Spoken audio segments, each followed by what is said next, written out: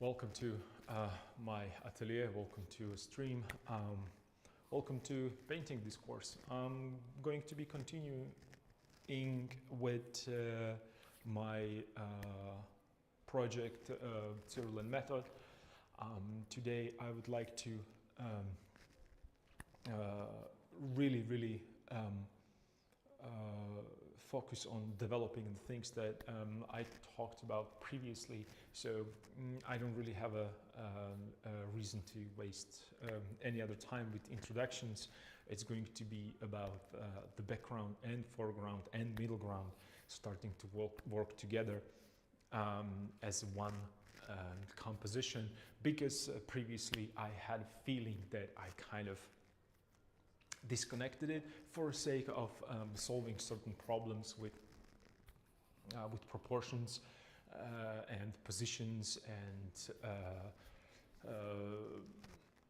kind of an overall feel between these two figures. They still behave as two pillars in the middle. They have a really big solid presence, and I have to start working on the background and incorporate them into background. I have some ideas. I've been working on this outside of the stream, thinking and moving and shifting things, and you can see some dark lines with the charcoal going all over the painting. And the reason is that I needed to figure out the position, the movement, the idea of that forward motion, so it's believable, so they don't look like two posed figures and statues. Even though it still looks like this is the progress towards the right direction. This is the way how my brain works and interpret things. This is how I am able to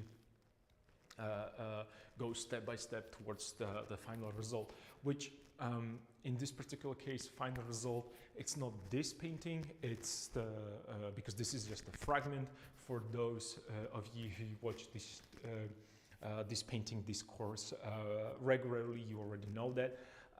So I really use this as a kind of a place to figure out certain things. Do not be afraid to move and push things around and destroy everything that was painted previously. That's the actually main idea with this fragment.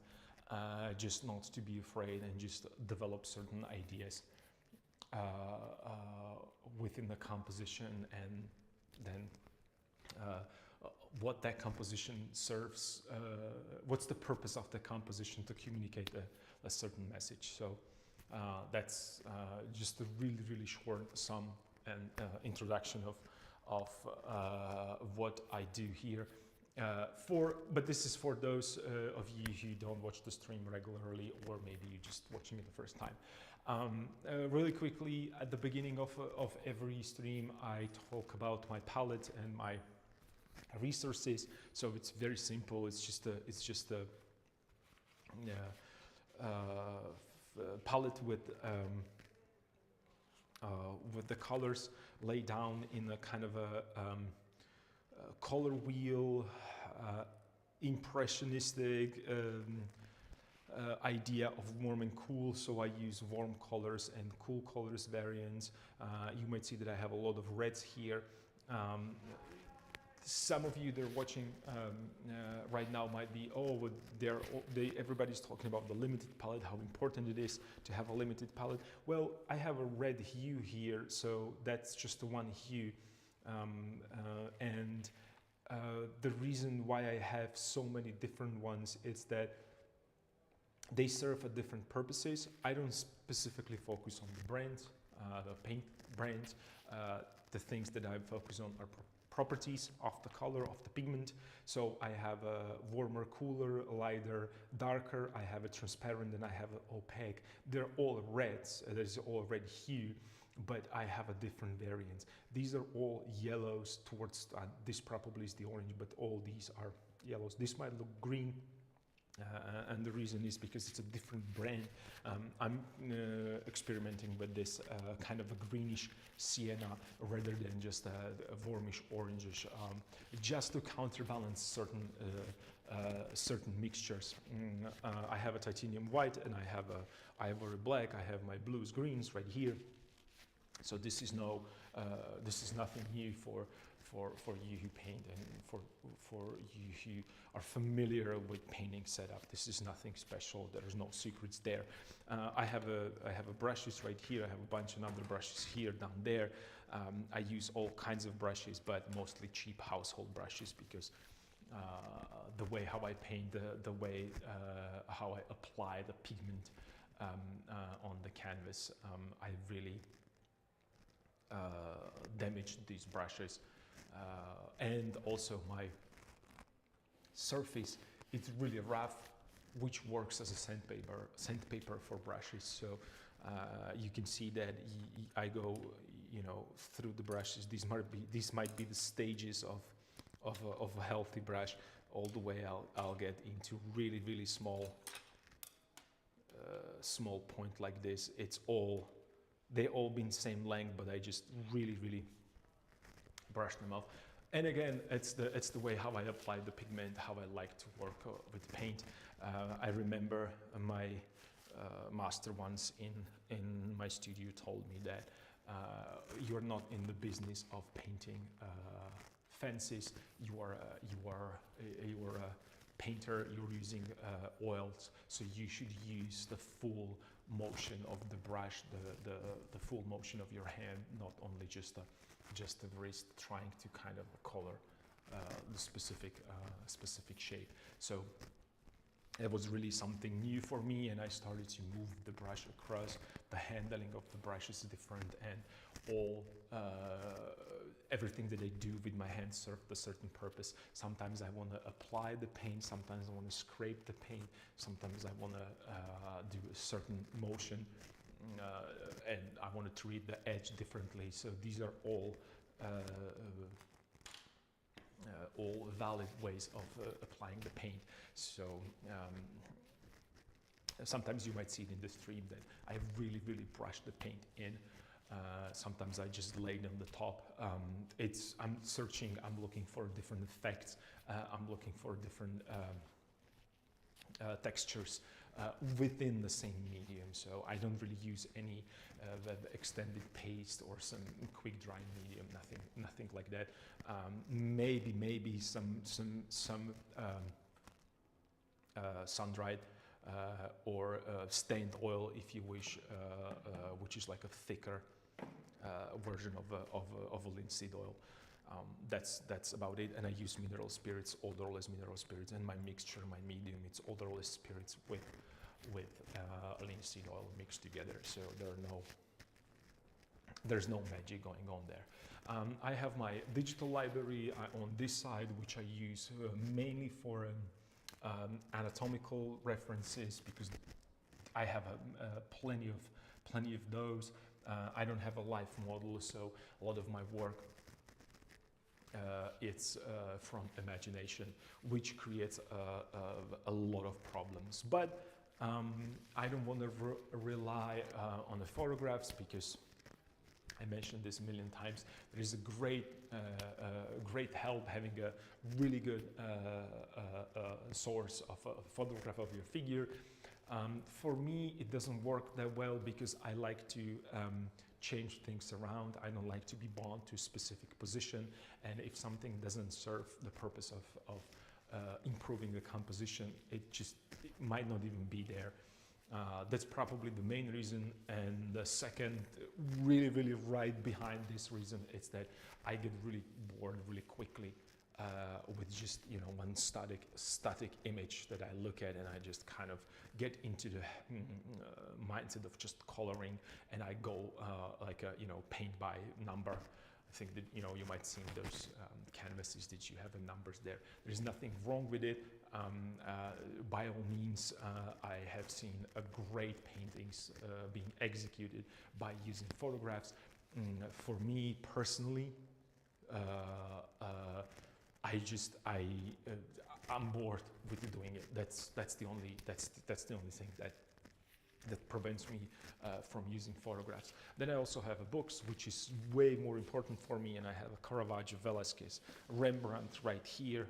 These are my heavy hitters. I really look through these a lot. Caravaggio has a beautiful expression with his dynamic compositions. It's really something to look through. Really one of the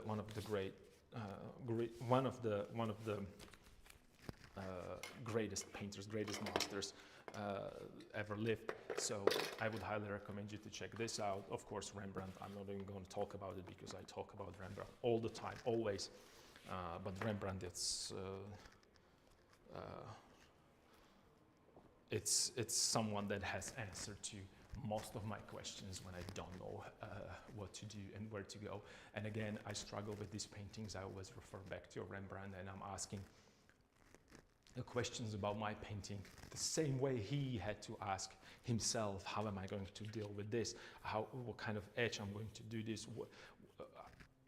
Let me rephrase that. What kind of edge is going to be appropriate here? What kind of color shifts do I have here, or actually temperature shifts? Where to go? Really detailed. Where to just apply the paint? Really, it's a resource that I can't even imagine my studio be without. And underneath him, it's immediately another great painter. Right after him, it's a Velázquez, and I have a Titian there as well. So these are probably the main guys that I work with, and I really looked through their painting. I really got into Titian lately because there are certain things that he does that I really don't understand how he could do that before anyone else even thought of. What is he doing? I think it is like a really good example of someone going and developing a painting and giving painting another direction. So that's that. There's nothing else to it. So let's get right into this painting. As I mentioned, I worked on developing a certain composition. Developing. I have a composition in my mind. I see the problems, and I know that. Oh, actually, let me stop and go back a little bit, just for a second. Please, this is not a stream where I talk, or teach you how to paint. This is a stream about me showing you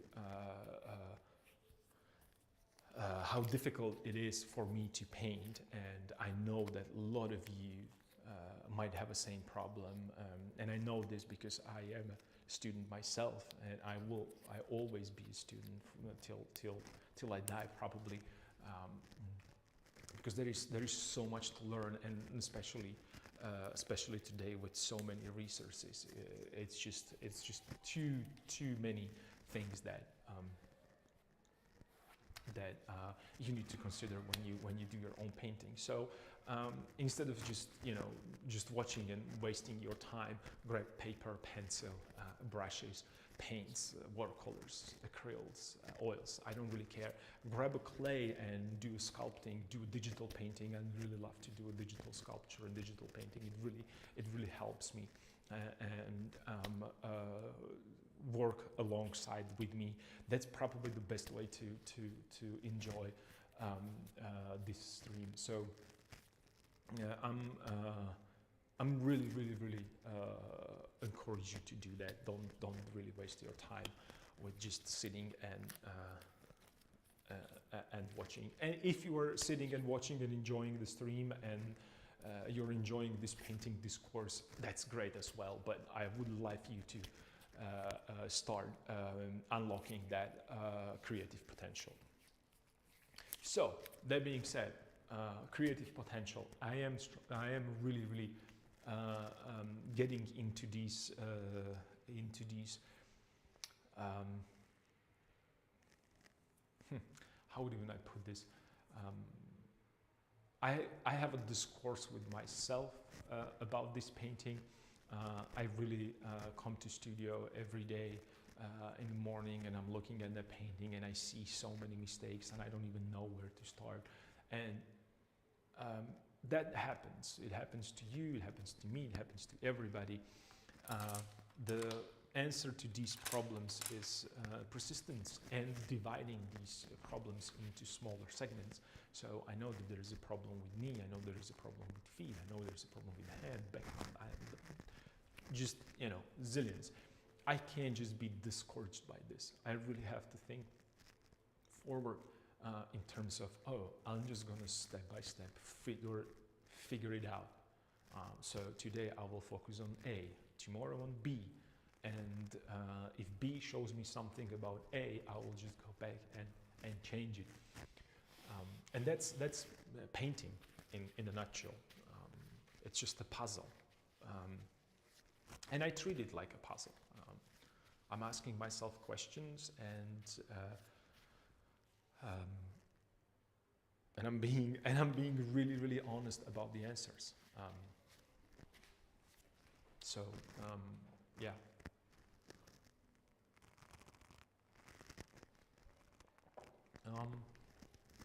I was working on this painting yesterday, 2 days during the weekend. It doesn't really matter, and I really need to work a little bit with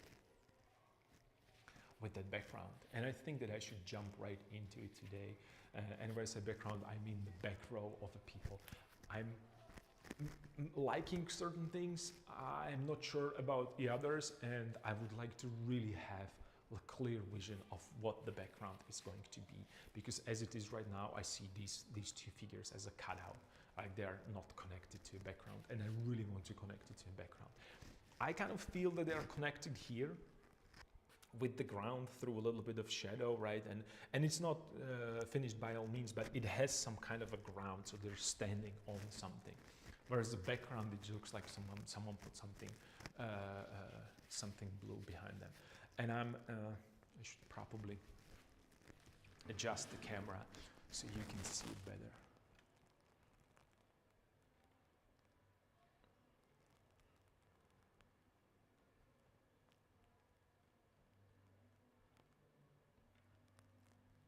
Okay, you can't probably see the whole picture, but as much as you can.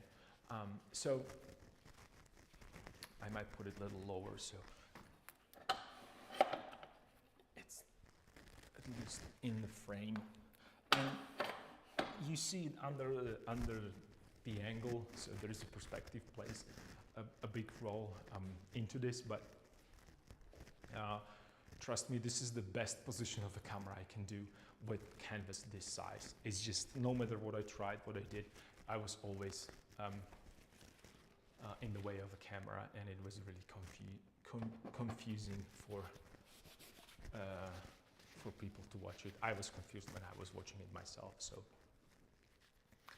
yeah, I'm thinking that since I'm looking at my previous sketch, I need to place another figure right here. And I'm thinking how to do it, how to connect them. What would be how would I put this? What would help the composition? That's how I want to put it. Because after all, the composition, as I mentioned gazillion times, it's the most important part for me here. So I'm thinking, what will be the right position for that head? Even though in my sketch I have it slightly above his head, maybe I don't want to do that. I don't want to create a kind of a implied line that it's going this direction. Not because it's wrong. I don't think it would help the composition. I would prefer to have kind of a triangular shape right here, so it doesn't kind of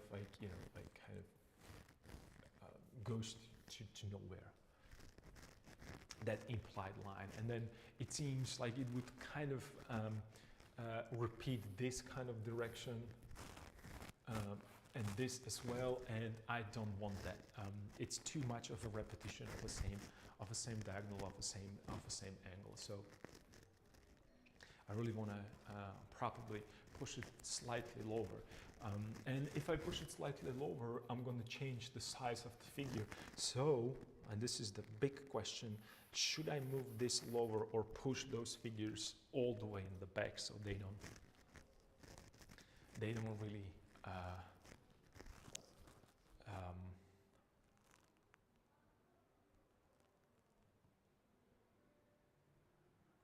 no, I shouldn't. I'm saying this out loud, and I shouldn't, because I want them to be connected. And I think that's another problem with the composition, why they look so disconnected right now, because no matter what I'll do, they are so far behind. So maybe even the here, he could go all the way there, which should be perhaps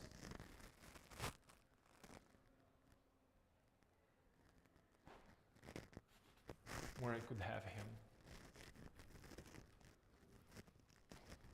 Or I could do it even bigger, but I don't want to make him bigger than this figure right here,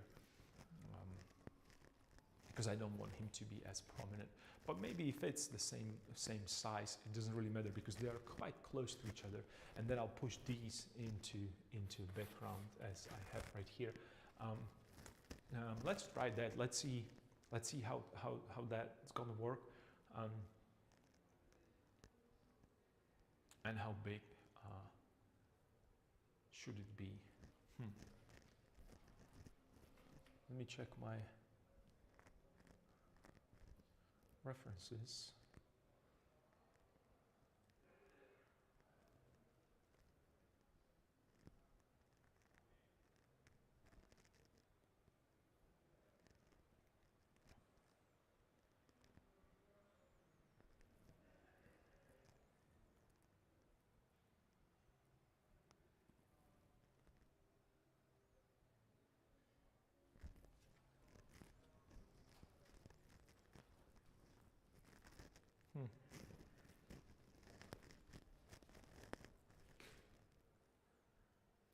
Yeah, I'm trying to visualize it, and here's the thing, I won't be able to, because there's so many things that are happening right here, so I simply have to put it there.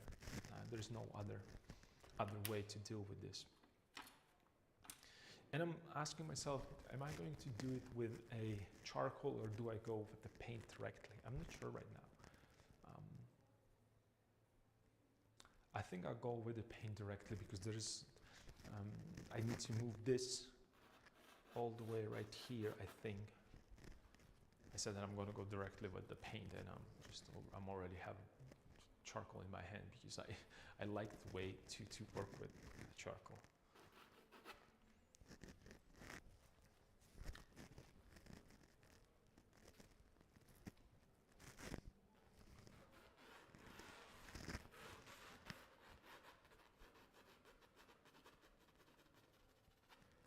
And I don't want to I want to make sure that this distance between these two heads, it's not the same as this distance between these two heads. So I'm just going to push a little closer, perhaps somewhere here.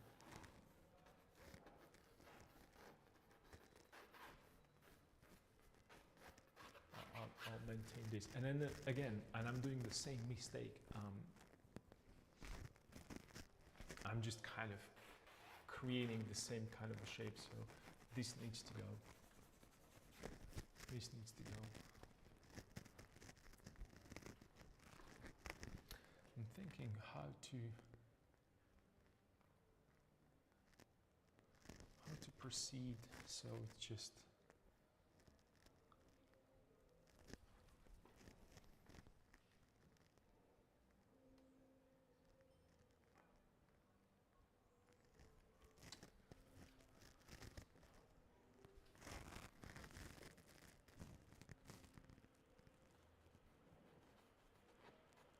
and I know this is the worst possible way to draw, because I'm looking on the angle up, but I'm doing this because I need to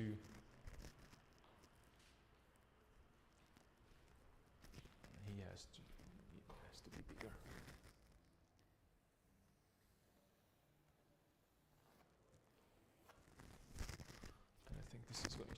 too big. I'm copying the same size of the head. Yeah. So this is way too much.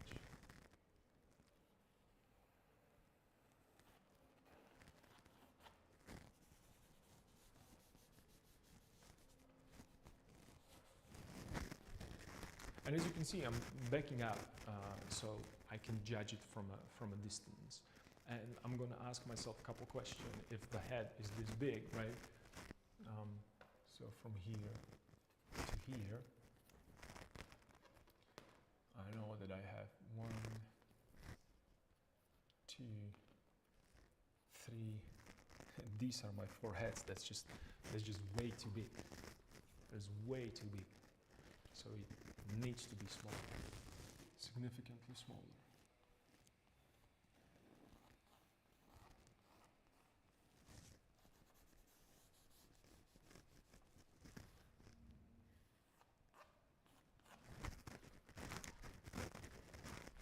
Yeah, this might work. This is way better.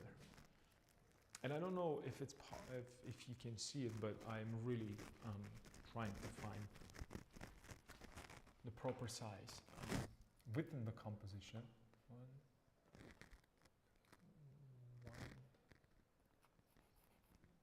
2, 3, 4. So this will be the midpoint from the head. And I think this might be still way too big. Let me just check it. And I'm using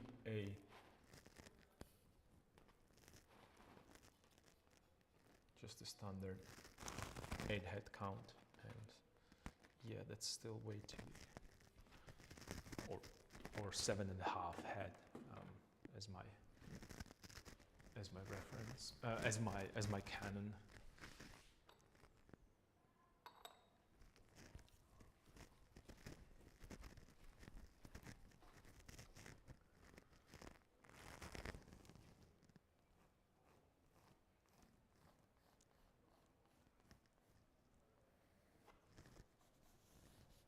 So let's make it even smaller. And this might be way too small.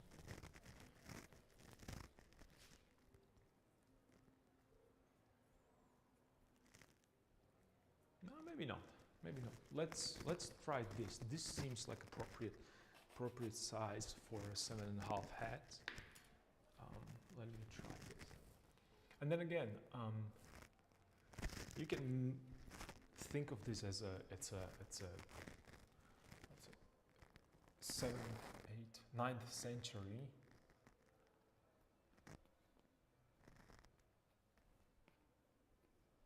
so this is a 4 heads right here.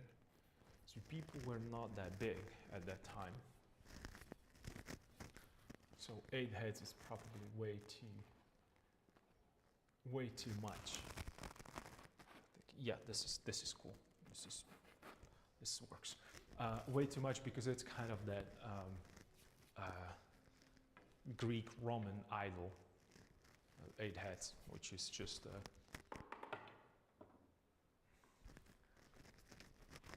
specific canon that they used. This is the center. Let's move the center right here.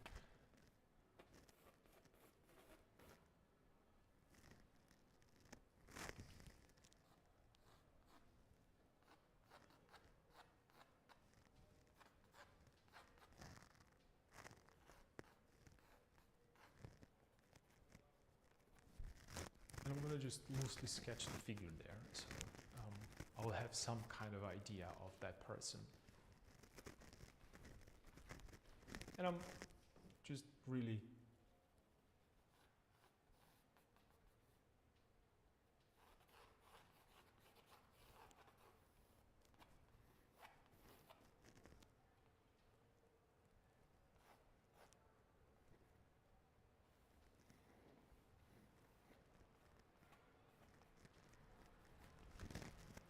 using, anatomical references for myself for the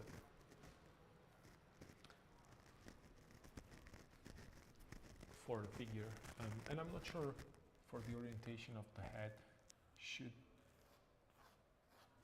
he look this way? I'm not sure yet. Maybe, perhaps. Looking down as well. I don't know, because he's tired. I don't know. Maybe looking forward towards the distance. Not sure yet. So I'm just thinking. I'm asking myself certain things. Yeah, perhaps I can. Yeah, I can do this. It's gonna be torso right here. And I should probably get myself some, instead of anatomy, maybe drapery would be a better.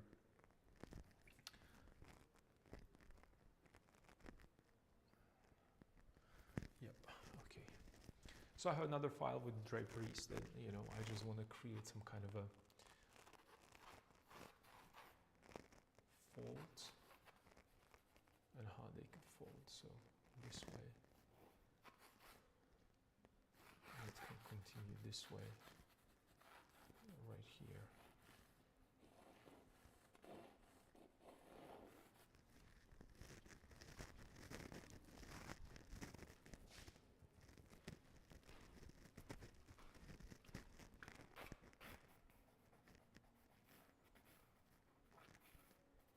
Head right here, if this is the halfway point.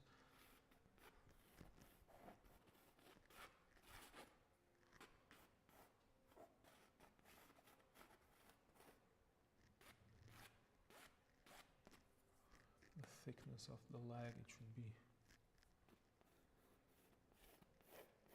a little bit more. Feet somewhere here. Maybe he should have the dress all the way down, so it's like a. So I have a variety, so not everybody has their feet visible. I'm gonna still leave them there because I need them for the proportions, the feet and the legs below the knee. So I see the size. I think this is a proper size. It might work. I can maybe push him a little lower.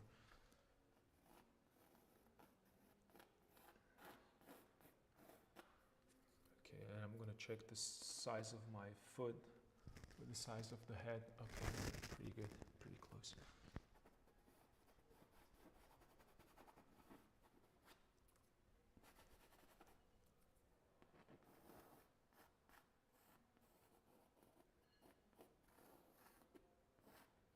It's going slightly forward this way. Okay.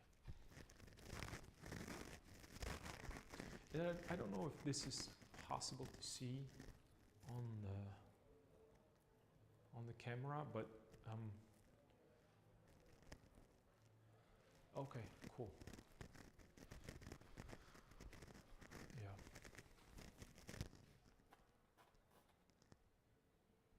The drapery would go like so.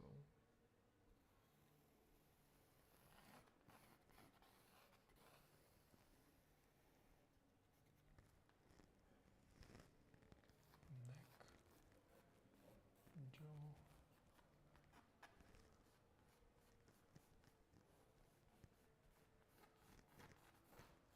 And I'm just drawing just a generic head. I'm not sure.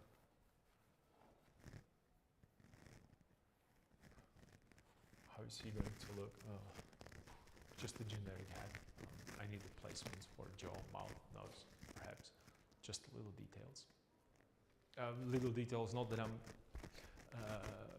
drawing little details. I need a little bit of placeholders, not even detail. I wouldn't call it details. Those are placeholders. And placeholders that will help me to determine the orientation of the head. And this is nothing that's going to stay there. This is just me looking and analyzing. And if this is the position that I want to have it, this is the position, this is the way how I want to have this figure.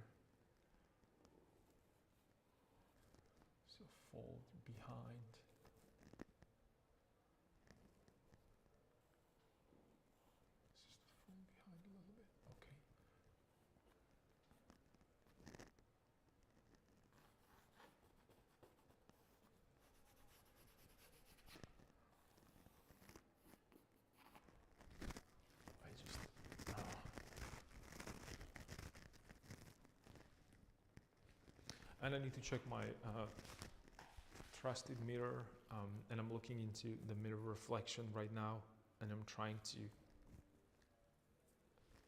assess the size and proportions. Maybe this leg could go towards this way right here. If a drapery, if I'm gonna drape it this way over the leg, this way, it's right here, and connect it here. So I would have 1 foot forward, 1 on the side. I think I'm repeating this way too much. Yeah, I'm probably repeating way too much.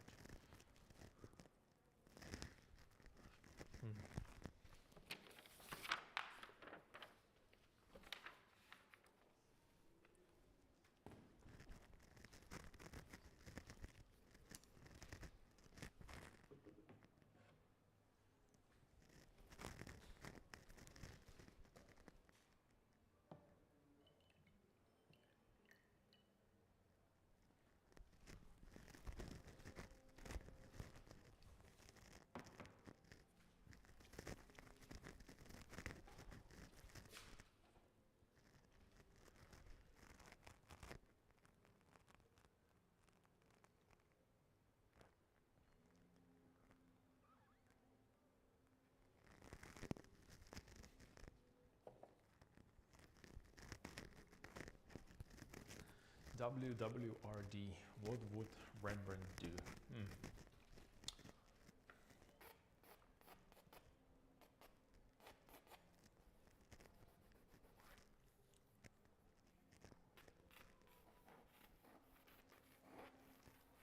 It also has to have some artifacts on him, and I should probably continue.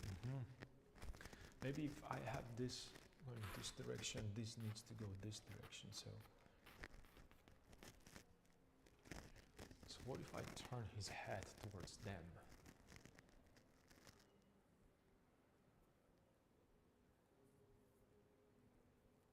That might kind of give me that direction. It's a good question. What would happen? I don't know. Well, let's start with him looking out, only because I have him looking that way on my sketch, and there is another person that's kind of pushing us this direction.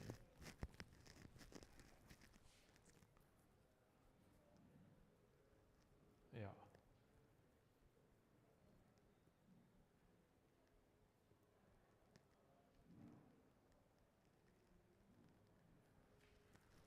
And then I could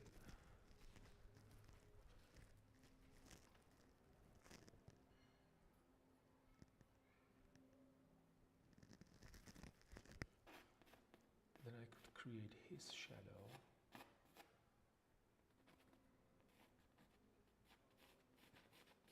Which could give me a little bit of darkness here. Which would help to push this like a little bit back.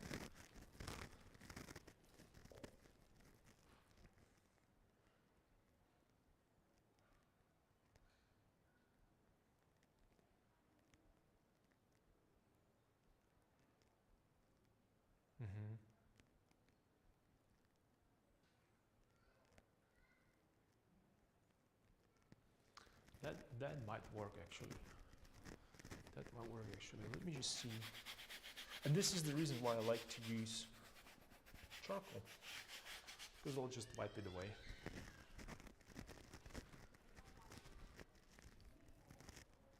Yeah, this works way better. Okay. Yeah, I think we're good here. I believe we're good here. And that will give me, and I could push this light shape right here. I know that there's figures there, but they're going to be way back in the space. Okay, I think this is cool. I think this might work actually.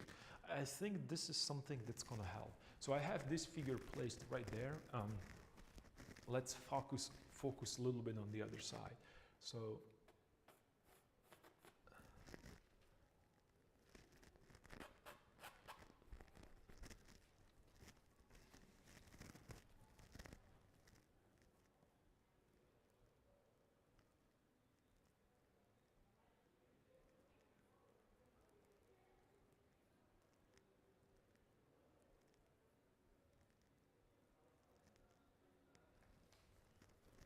let's put these figures, I need to go lower,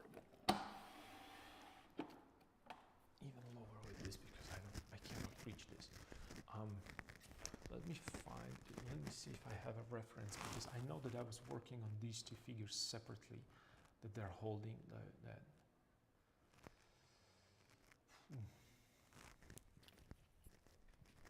A lot of pictures in the library.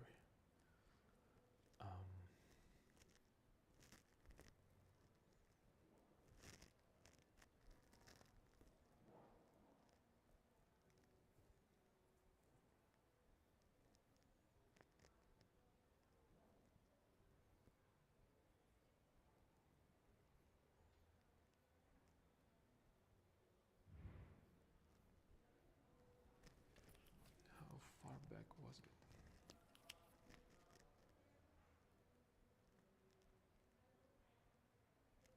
Already have them here, I have them here. How far back was it?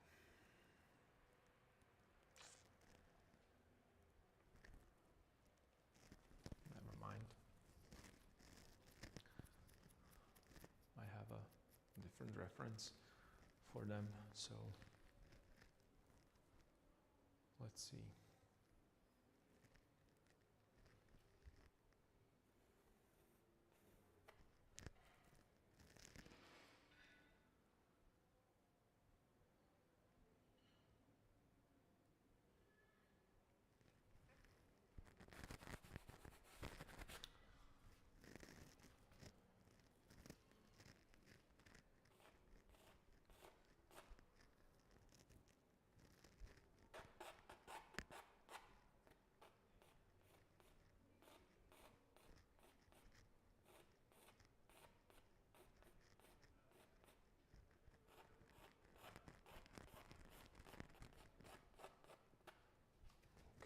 This could be the foot, and there is another one right there. It's not going to be. I'm not going to be able to see it there. I'm thinking maybe I should push it a little bit more forward. Okay, let's move it this way, and that might actually help connect these.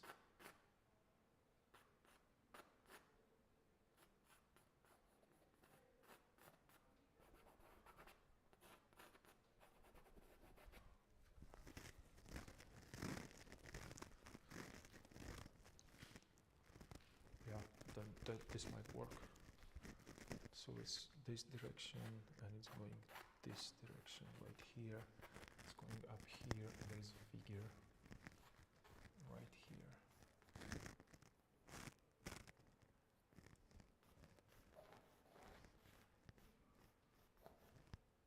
Holding a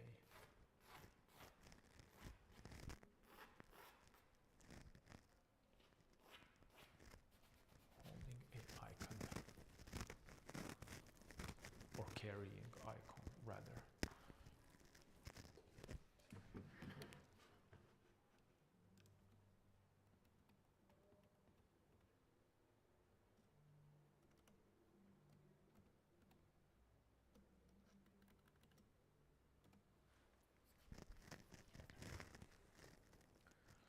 So I have this and that. Okay, it's maybe I should make it a little smaller because it seems like it's overpowering.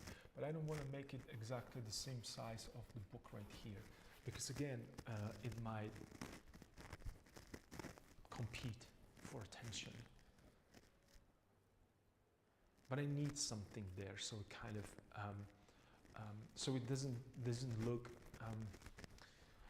You guys might remember that I was talking about this multiple times about about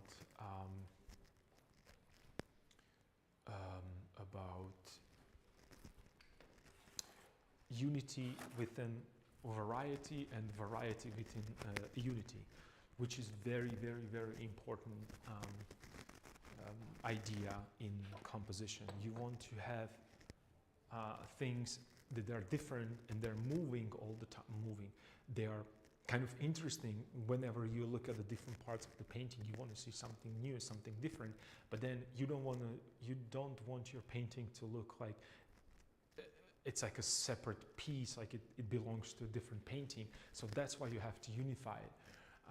And it's very, very important.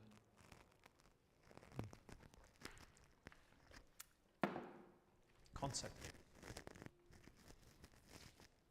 So right now, when you look at the composition, and again, I don't want to make the same mistake. I have a very artificial thing right here, and by artificial mean it's man-made.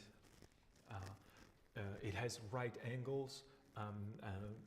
Nature does not know the right angle because it's very, very inefficient way, but our brains love right angles because it's easier to go from one to another. Our brain does not need that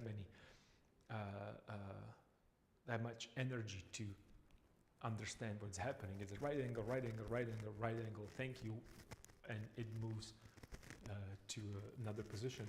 And I don't want to, and then I'm looking on the size of the book, the square footage, if you wish, the square footage of the book, and I don't want to do the same size right here because they're going to compete. Your eye is immediately going to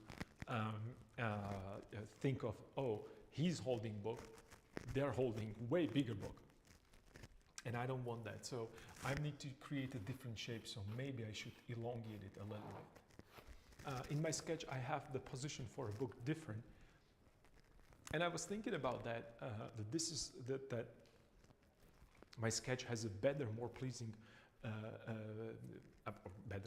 it's easier to put just the book in the hand and down, but I want to show what's the title of the book. I want to show that this is the book, this is the Bible.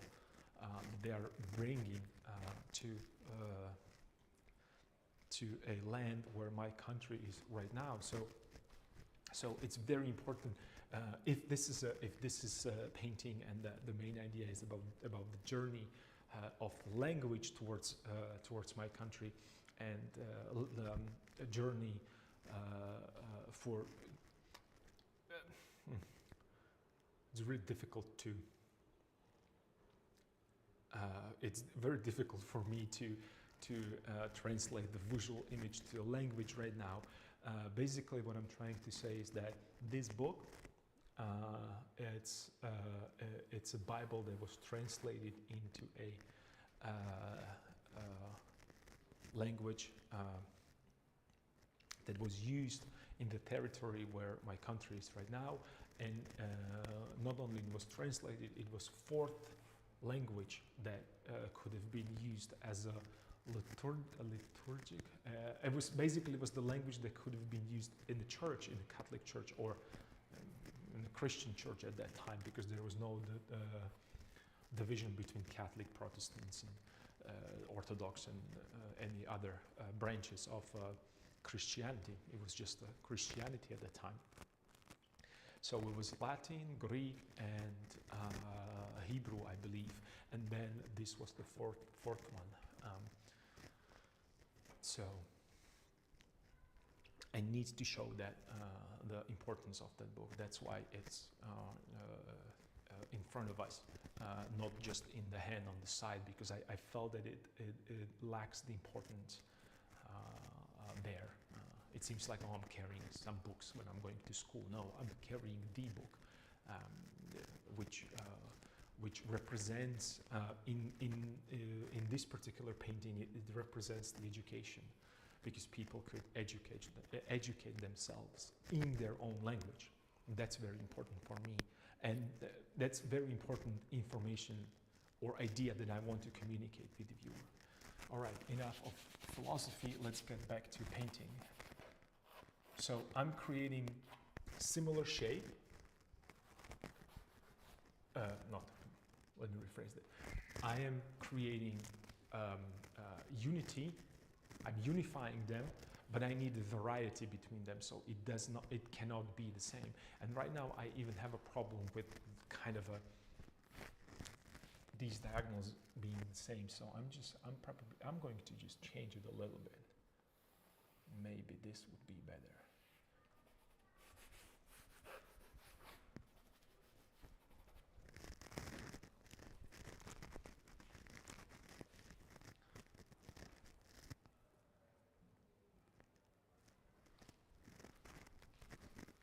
There's going to be a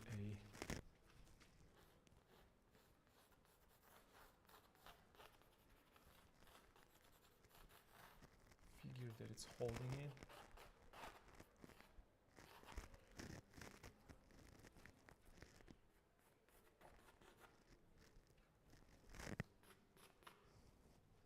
And I know that this figure is definitely that direction because that's the way that they are getting into a picture from. So I know definitely the orientation this way. I'm not going to change that because that's the progression, how they walk. But for him, I feel like his head might be turning right from the position towards the left to position towards the right, because I want to create the kind of I have a kind of a Z thing going on here with diagonals.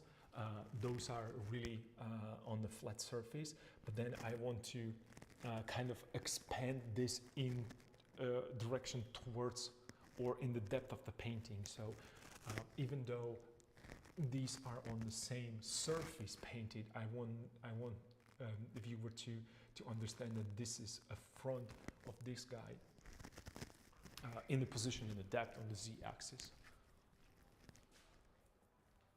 And I know this is really, really boring technical stuff, but that's what the painting is. It's a technical thing for me in this stage.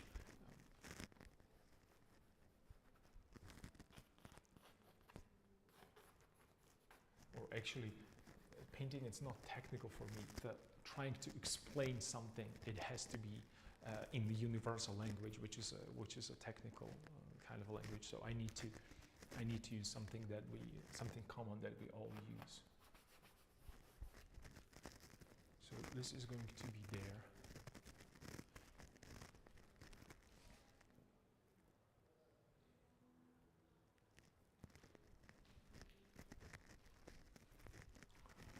So I should put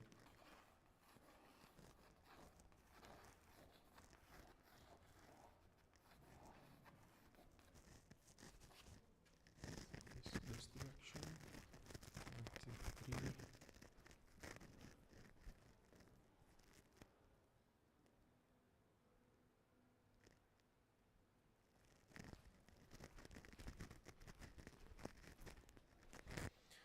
Why didn't I draw this into background sooner? It's my question. I could have saved myself so much time that I wasted with trying to figure out things without the background. And this should be a very important lesson for all of you who are watching right now, that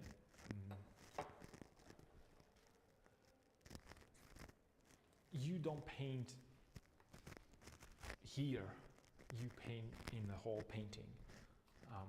And again, I am going to repeat myself.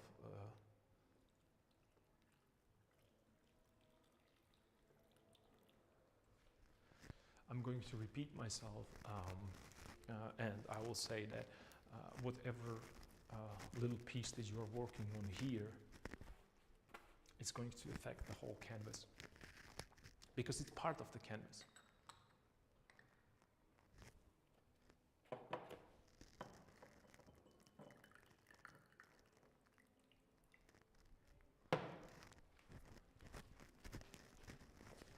I'm spilling a tea all over my...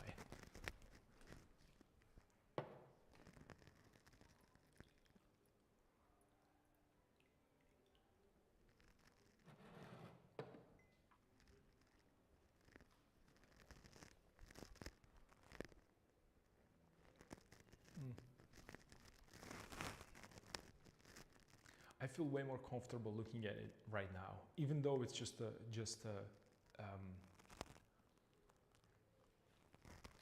lines. I helped my brain to place images there or shapes, and suddenly this is not just one continuous shape. It's starting to have a little bit more interest. Little bit. I want to look at more and more than before. When I really did not want to look at it at all. So that's really important part. So let me just,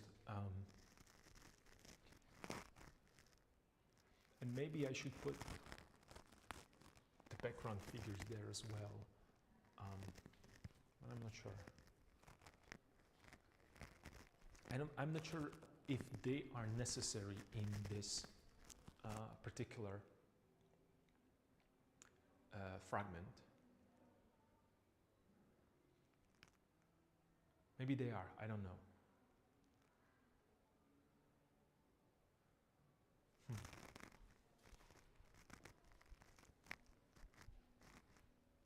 Let's see, let me develop on the shape on the right side a little bit more, and then let me decide if it's necessary, or I will start just, putting the paint down.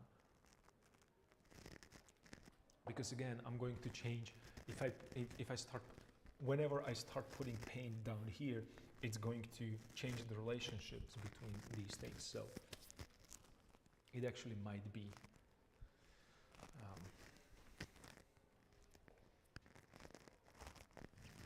Where did I put my charcoal stick? There it is. It might need adjustments again. Another thing that I need to put down is that to make sure that this is icon and it's visible that it's icon. So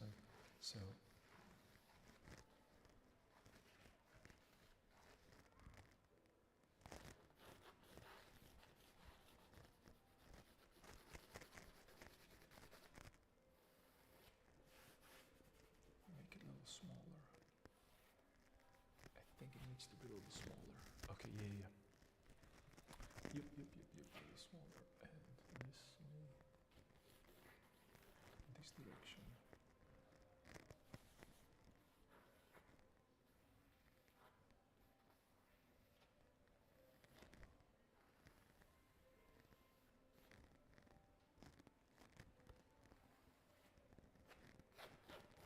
And the reason why I'm bringing this image there as well, it's that suggestion that this was actually, I think this was one of a, and then according to some historians as well, we don't know, we haven't had a chance to live in that age or in that era. Some say that this was one of the first steps of that kind of a division between Catholic and Orthodox Church.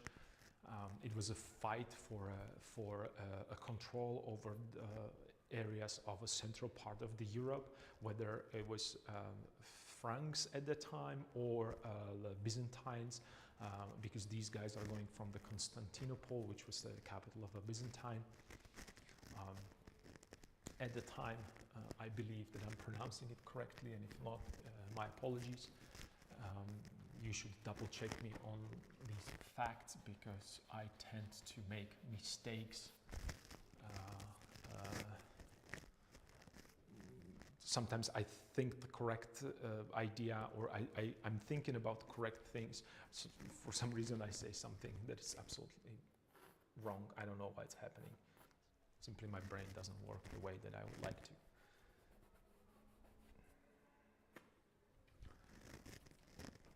So what I was trying to say is that I want to bring the icons because icons are really, really strong, big representation of Orthodox Church. Even though I'm not the Orthodox, but still it's a part of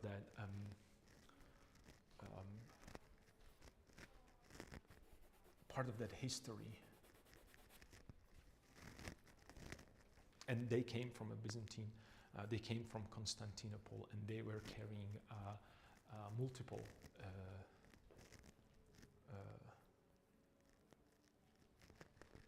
symbols of that we recognize these days as a symbols of Orthodox Church.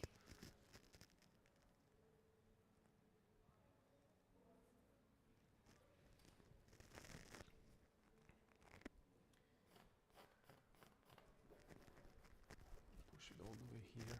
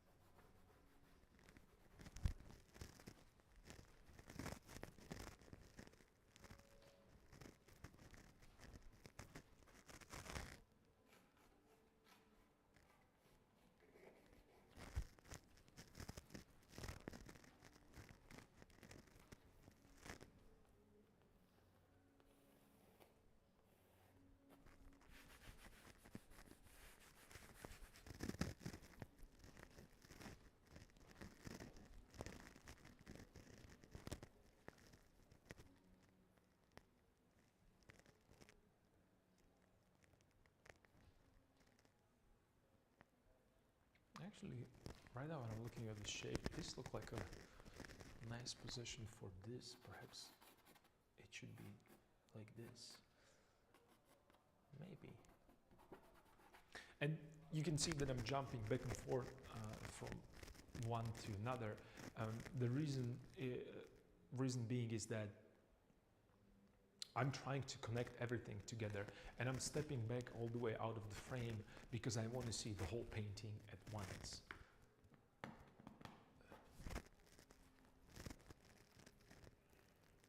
Because I'm thinking about how this part, this implied line, relates to this shape right here, because it has that direction. I want to create that direction of the motion, which is that what we talk about. It's very important diagonals that help kind of break that monotony of verticals and horizontals.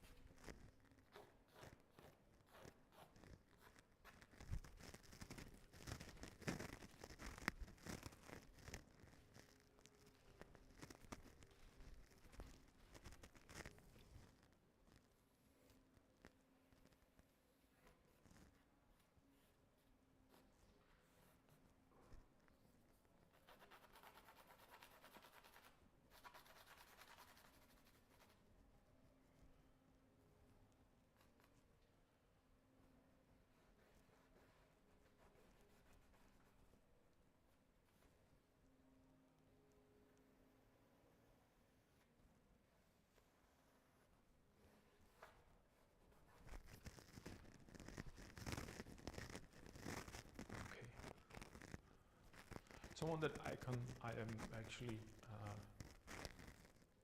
it's a Virgin Mary with the baby Jesus.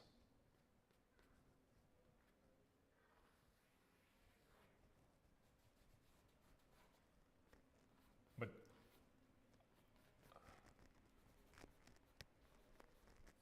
That's not something that I set in stone. It's something that I thought of that might be helping the overall symbolism.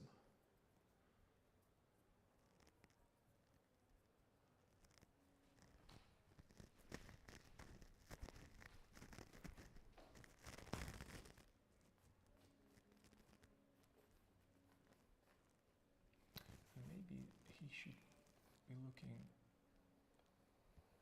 down.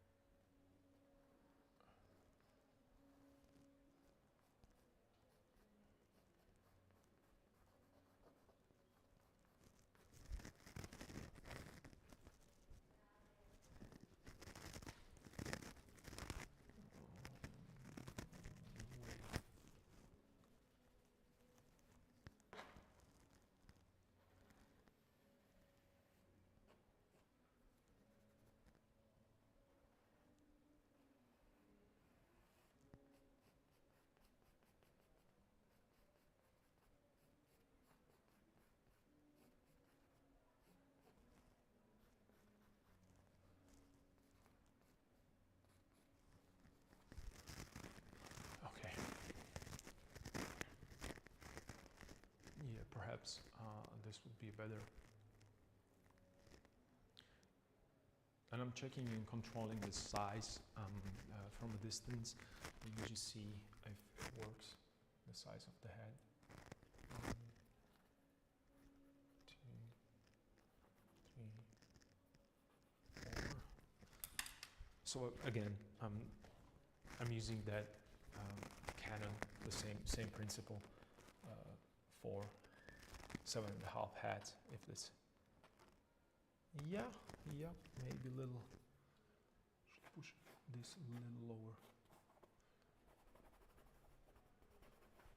And let me see right now if it's okay with the composition. If I do not dividing the canvas in half, because again, I'm looking at a larger picture as well. That means that I don't want to have that foot exactly halfway through, and it's not. All right, cool. Which is interesting because when I'm looking right here, when I had it, where I had it in the at the beginning,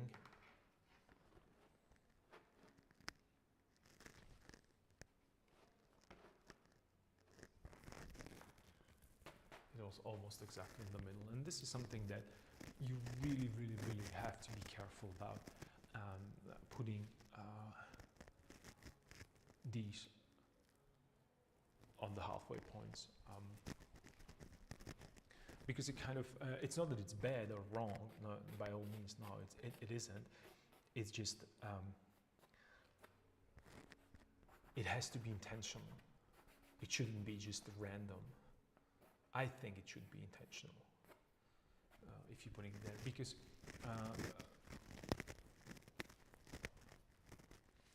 the position of your shapes and placement matters a lot.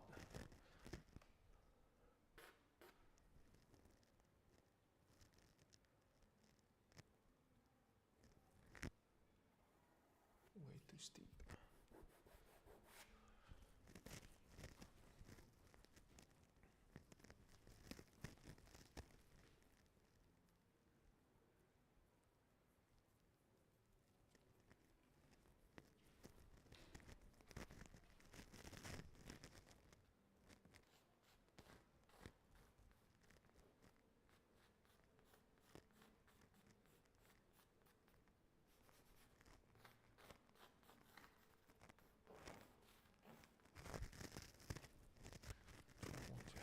Person going this direction.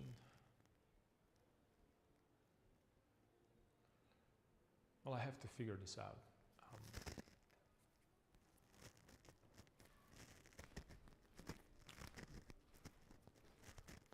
And what I'm thinking right now is that negative space I'm focusing on when you think of the really top edge of the canvas, and I'm looking on how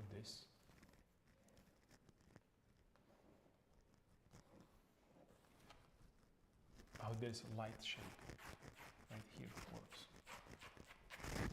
how that shape looks. And I'm asking myself, should it be light or should it be dark? And I'm thinking, what if I put it really dark? Like it's a... And this is something that should have been in my color sketch, but it isn't, the variations. And I should probably do more of these color sketches with the different versions and different variants.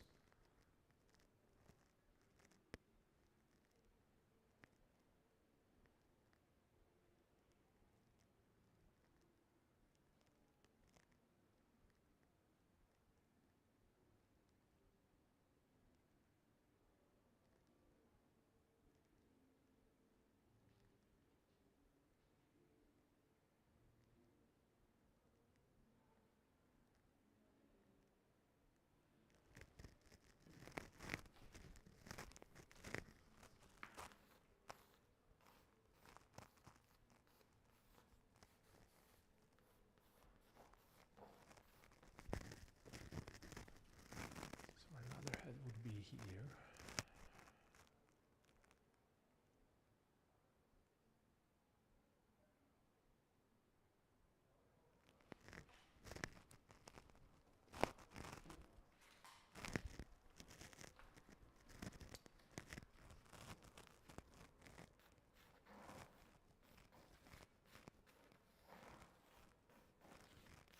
Another head right here. So I'm mapping the placements of the figures right now, and I'm trying to find the nice, pleasing rhythm.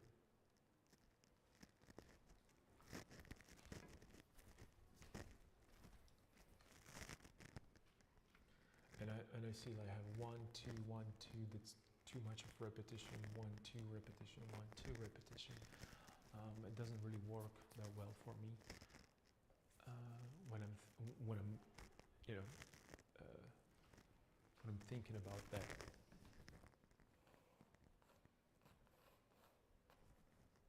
I could add another one right here.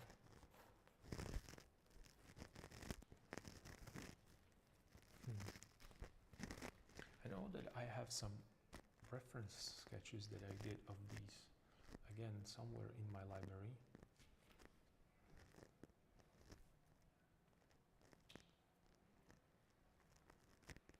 Let's see.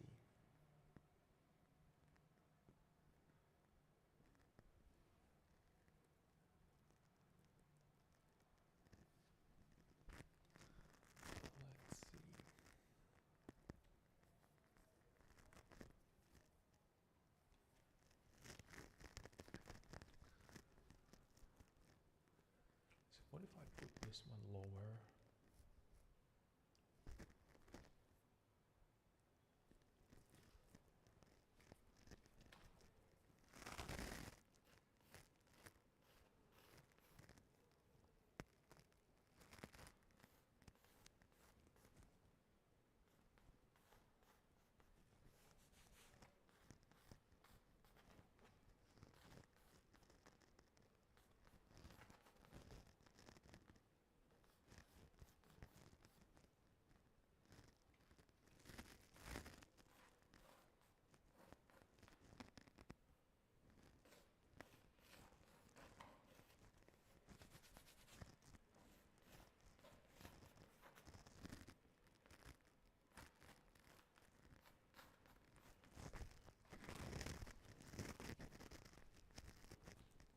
Excuse me. Oh, I hope it did not destroy your ears.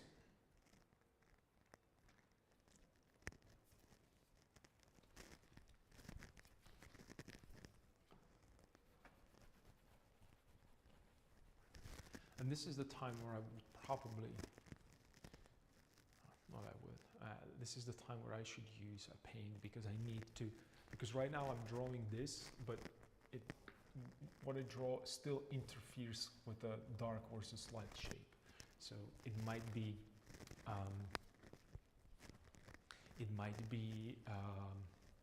misleading when it comes to composition. It really might be misleading. And the idea is that my eye right now, it's picking what likes better. Sometimes it's a line, sometimes it's a shape. And when I decide that I want to focus on the line and I change the shape right here, it might change the composition, and I might not like it as much, or I might not like it at all. So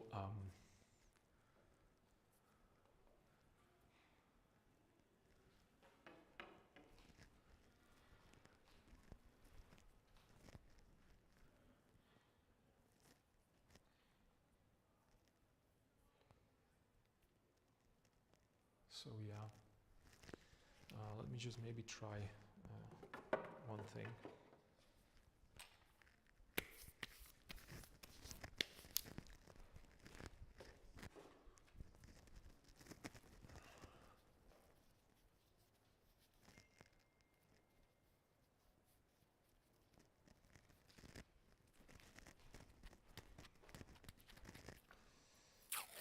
Since I know that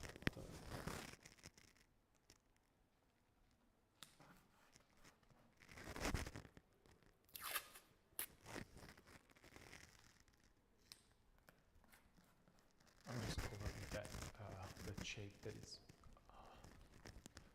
sticking out.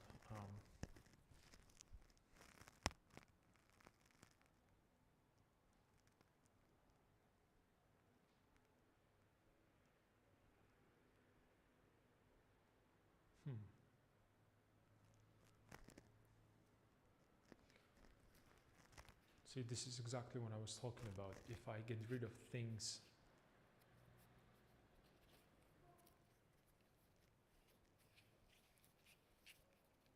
like the random abstract shape, I might not like the actual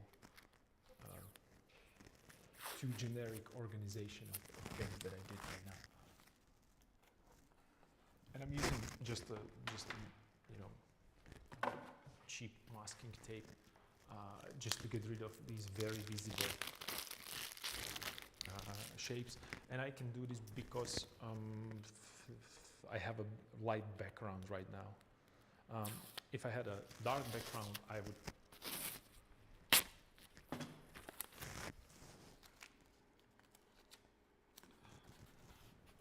have to use the charcoal and darken the tape.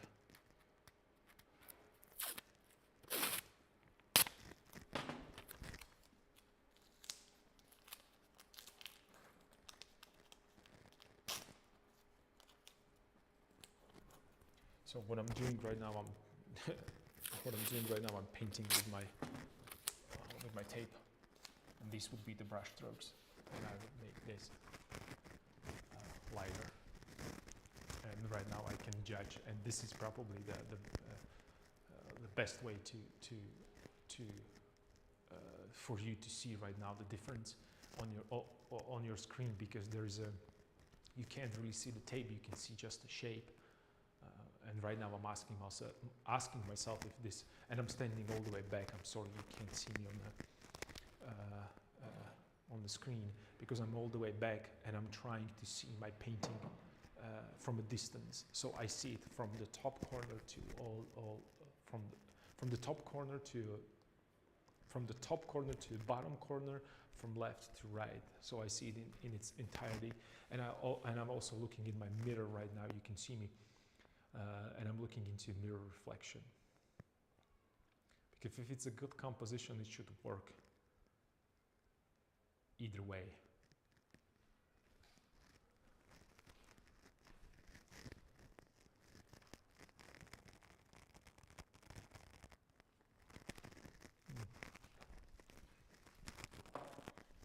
Let me see.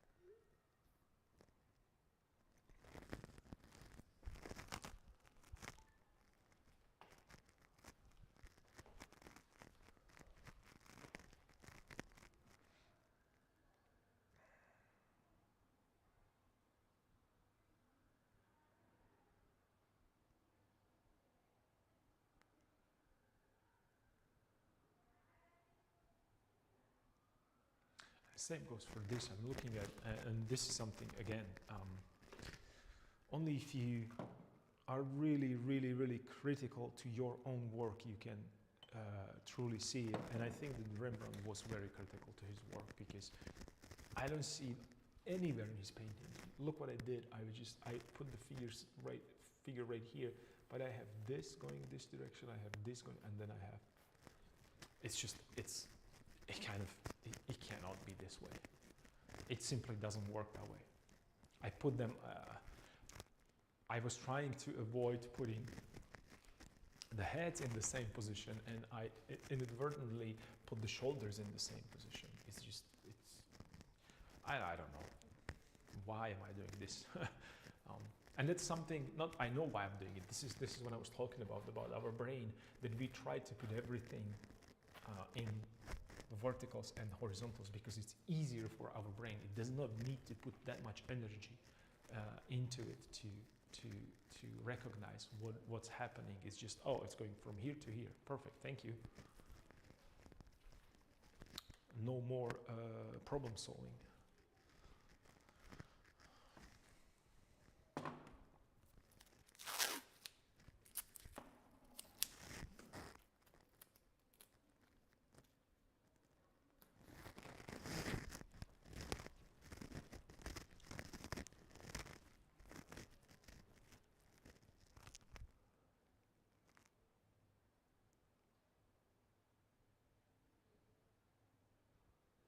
I'm thinking about the division.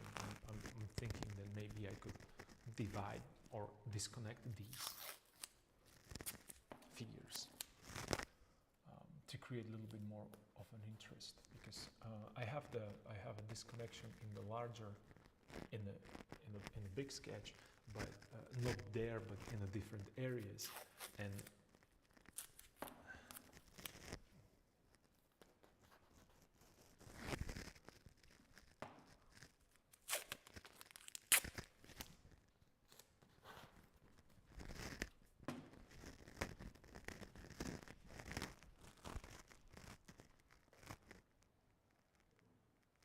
it looks like a funnel that goes from his head right now. It's ridiculous. It's ridiculous. And then I'm just disconnecting the chip. It cannot be this way. This won't work, definitely. And I don't know why I did this, because I already tried to do it on the sketch before. I just forgot, and right now when I saw it, I immediately understood the mistake. And another thing is that I created again right here this shape and this shape are exactly the same, and if I'm going to measure these, they're going to be very, very close to each other. Yeah. This is why composition is so important. This is why everything that you change, everything that you move matters.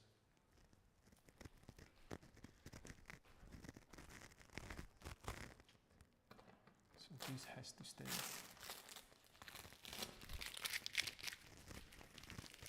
This has to stay. And I know that it doesn't work on my sketch that way, but I can clearly see that it's happening here. And maybe this shouldn't be here.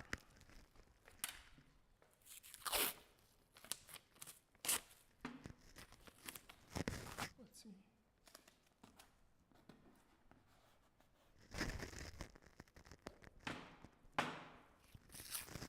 You can see I'm using thicker and thinner tape. Thicker and thinner brush strokes, or the size of the brush, different brushes.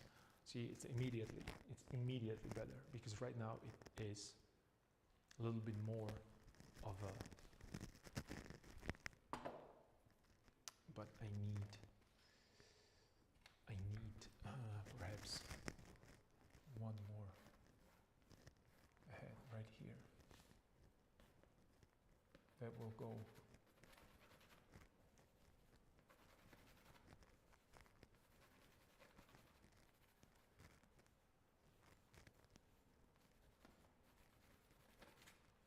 his shape.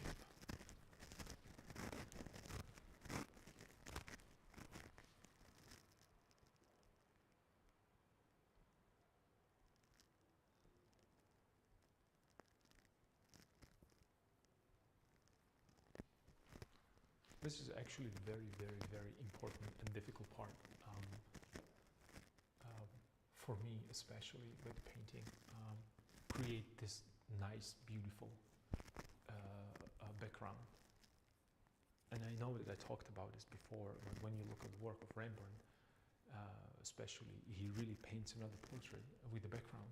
It's beautiful to look at it, how you can find so many good ideas in the background that completely, not completely, that helped overall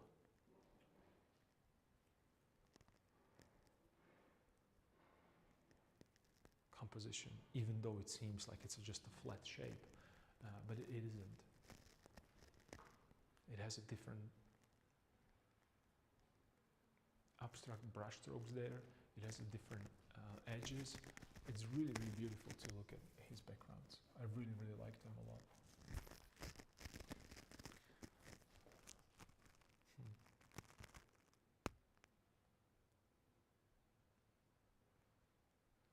So what if I leave this? I'll create another shape right here, like so, to break this one. Is he going to stick a lot? Or stick out rather?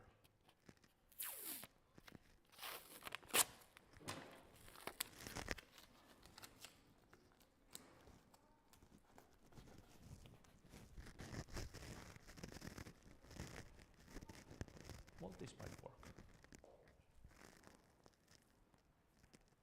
Can you imagine that I would paint these faces there and I realized that I don't like overall shape, and this is something that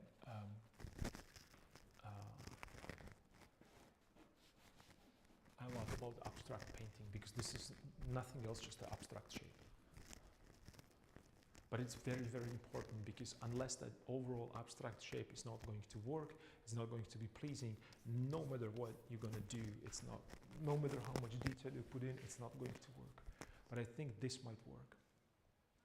So I can leave it like this for now.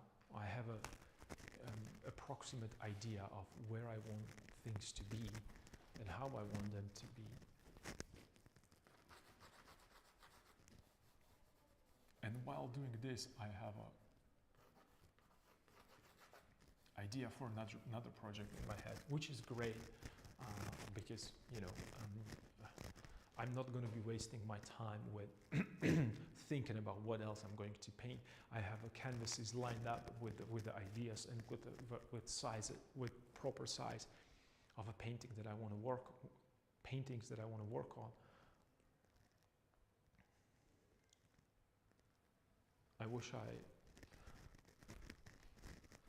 wasn't lazy.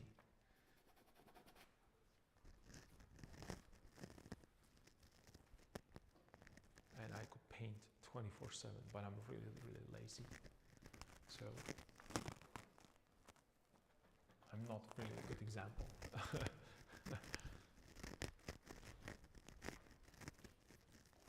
Yeah, I think I like this. Let me put some paint down right now to see if it's going to work. The tape can stay there. I don't think I'm gonna work with the sky right now, or the very, very background, or the background all the way in the back. But I might, I'm not sure. I might bring some darkness from the behind. Just to push that struggle even more.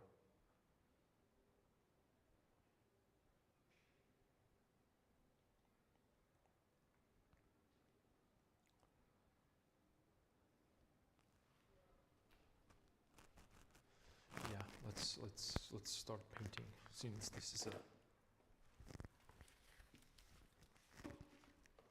oil painting.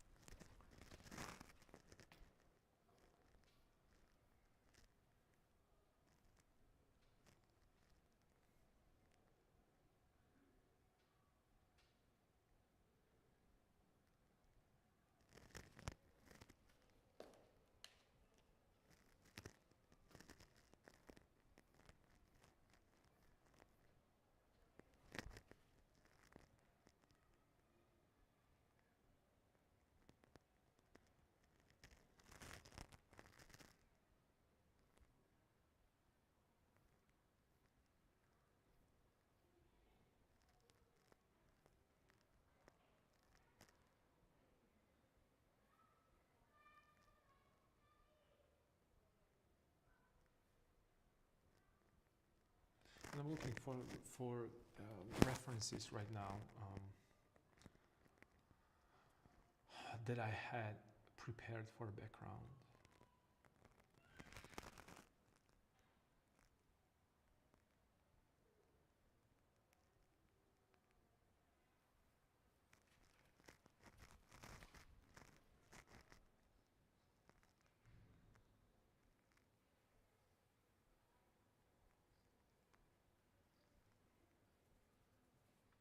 And I'm thinking whether or not are these going to work.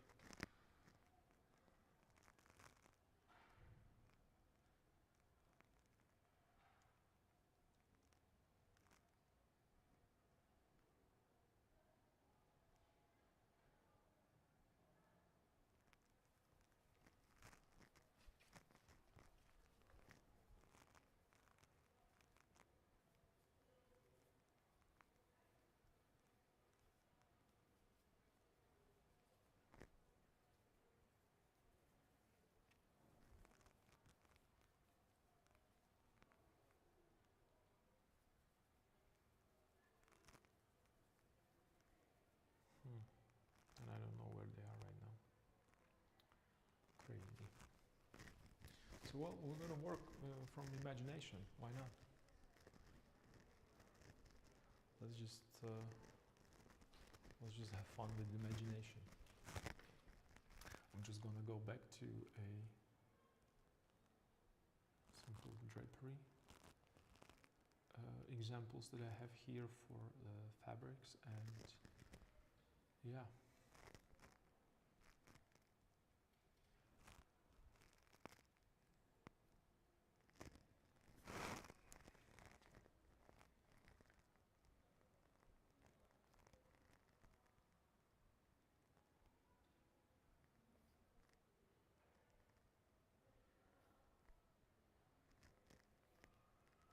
And this shouldn't be that difficult because there are not that many specific things. There's they wear very simple simple clothes, so I don't want to overdo them, and I think I'm overdoing them right now with the main figures, but they deserve a little bit more of a treatment, a little bit more of a volume, so that's the reason why. So let's lay down some paint finally. Let's grab a brush and let's see.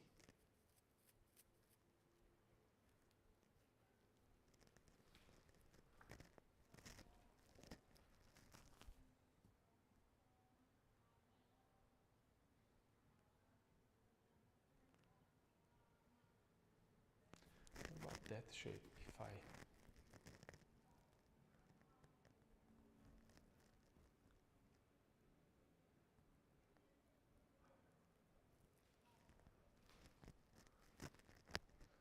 maybe his leg can go even further that way.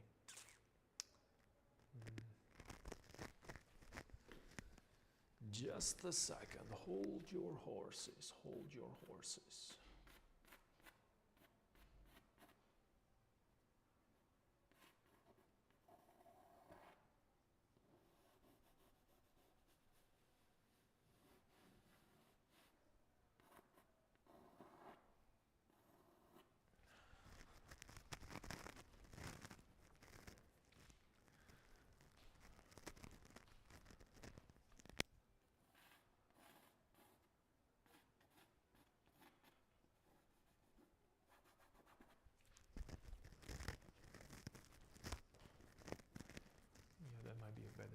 position for this.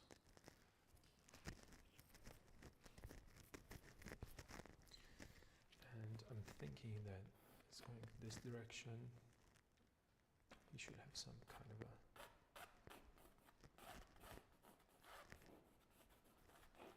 some kind of something that's holding his pants, or actually the waist, because they used to, according to historians, I saw multiple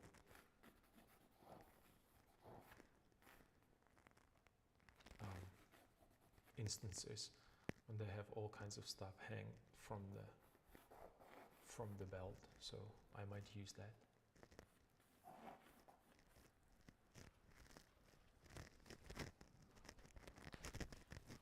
So I put a little bit more interest, and I again create a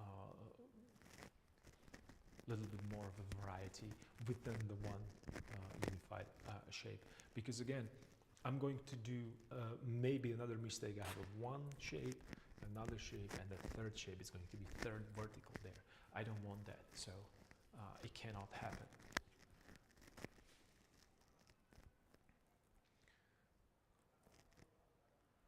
So I have to connect them together.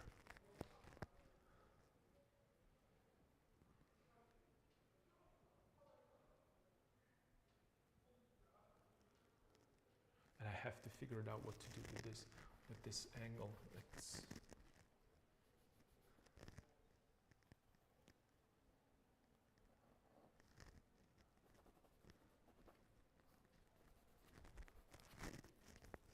Maybe I should do it as a lost edge, or maybe I could give him a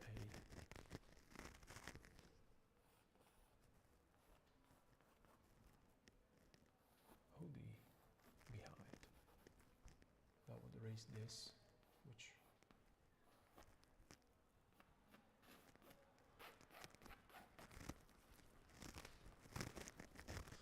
okay. Yeah, this is way better. Okay, that might work.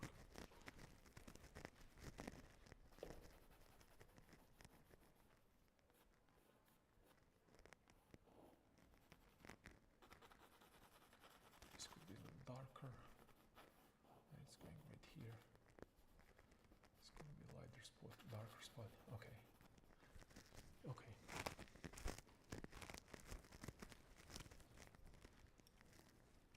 Mm-hmm.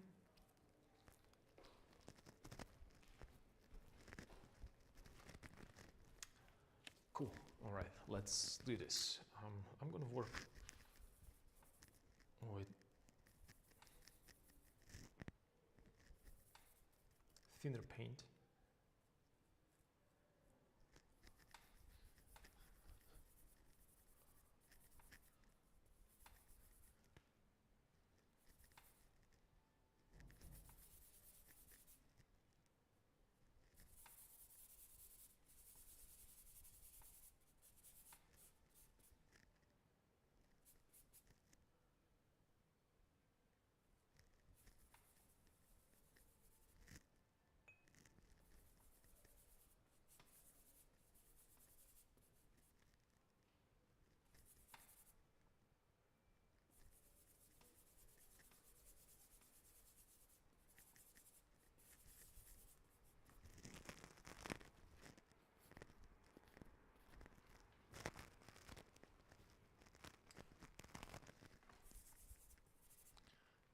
Maybe a little warmer.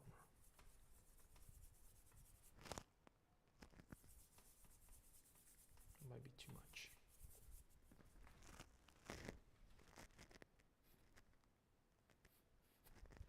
And I think this is a little too dark. A little too dark.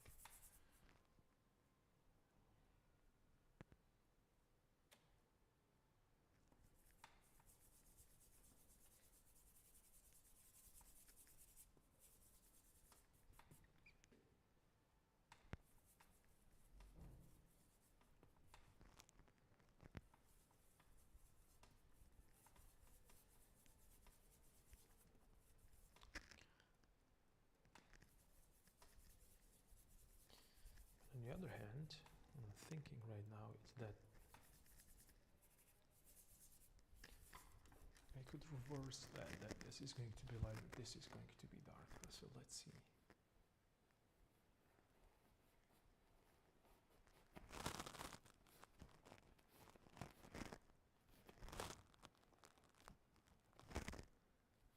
Therefore,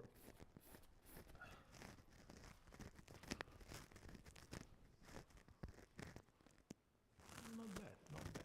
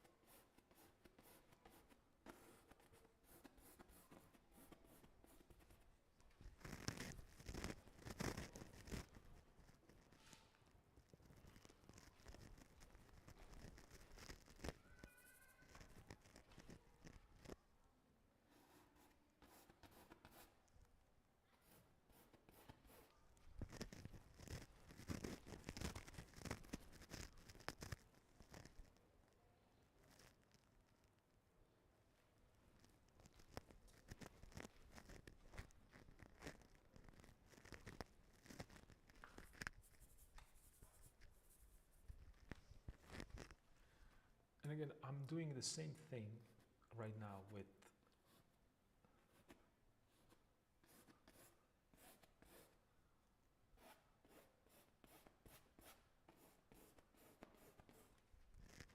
my paint that I did previously. What I talk about and what I do all the time is that I started with warm or cool, it doesn't matter. I'm just gonna shift between temperatures, and I'm keeping it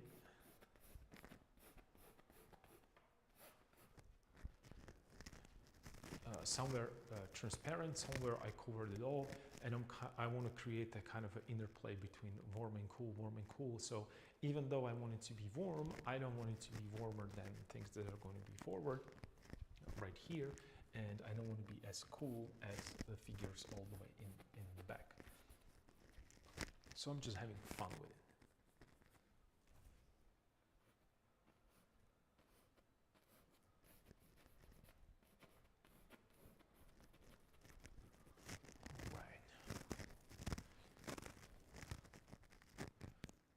Maybe I could put a little bit of a shadow there and I know you guys going to talk about, oh, why didn't you put the shadows first? Well, because I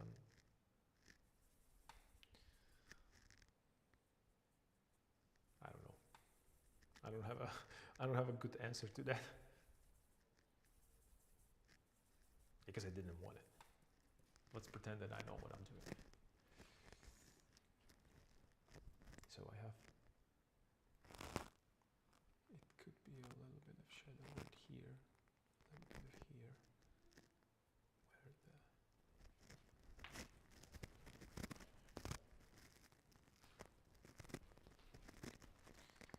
so a little shadow right here in that kind of improvised, and then right here, and here where the,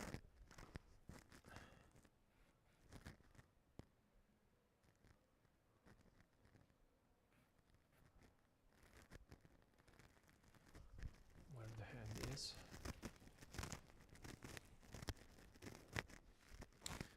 Yes, it's way better right now. Whoa. So let's maybe put a little bit of a, and this is just a,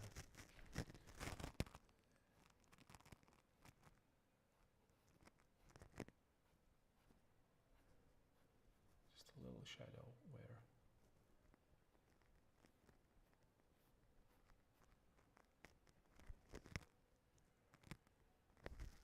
so I know where the features are so I can judge it properly. And I just laid it down. It's a really thin paint, and maybe I need a little bit here where the feet are.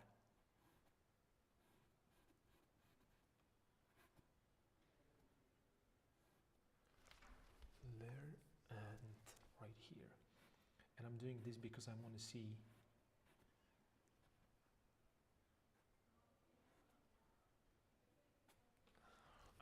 the size and the length of the figure as a whole. Yeah, I think this works way better right now. Yeah, unfortunately, I have a feeling that he looks like from okay, I'm just gonna leave it like this for now because that's pretty much all I need, and I'm gonna push this right here. I'm just gonna grab, put the light right here where his hoodie is going to be. I know it's not, the hoodie is probably not the right term, and maybe I'm just gonna put a little bit of that sleeve in here.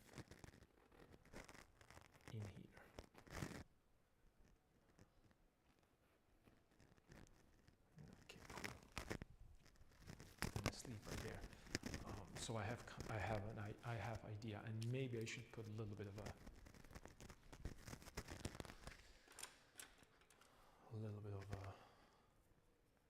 oops.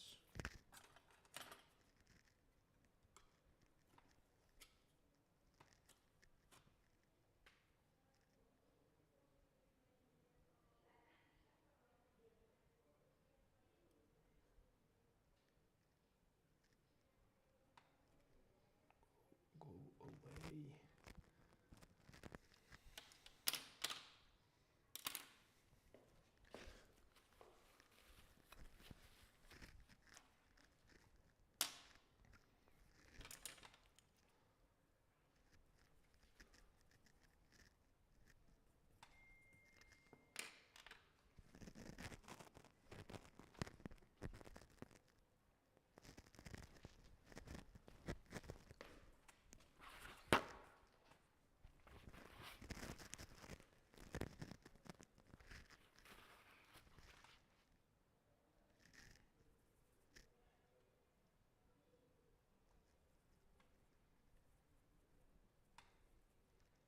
I just want to put a little bit of a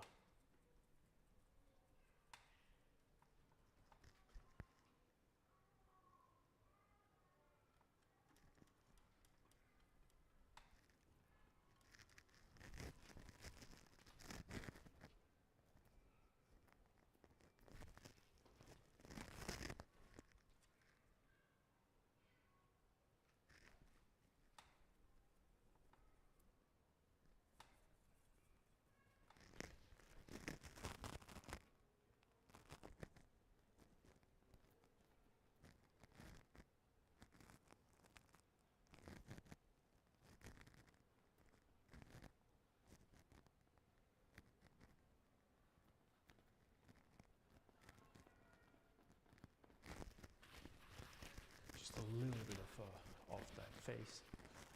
And this is just these are just the suggestions. I don't think that you can, maybe you can see it on the camera. It's just, I just put light mass where I think that light mass should be. And I need to also maybe make a suggestion for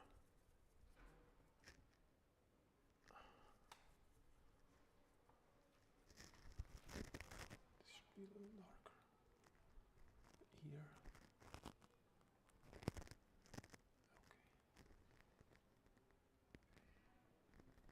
I should stop right now because I'm going to start painting it, and I want to put the hand there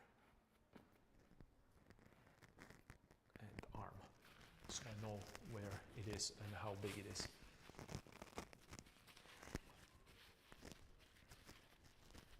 Okay, and I should do the same thing right here. So let me just grab this.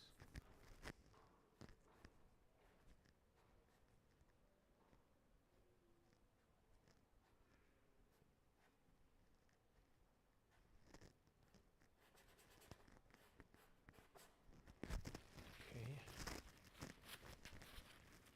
Oh, this is shadow right here.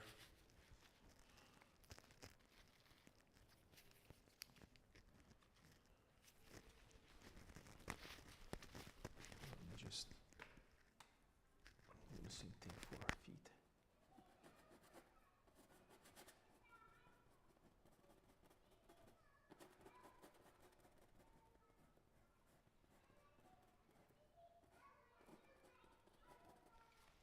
This is where his feet are going to be.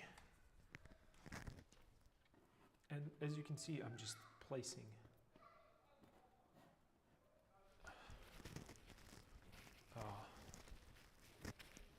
paint quickly there.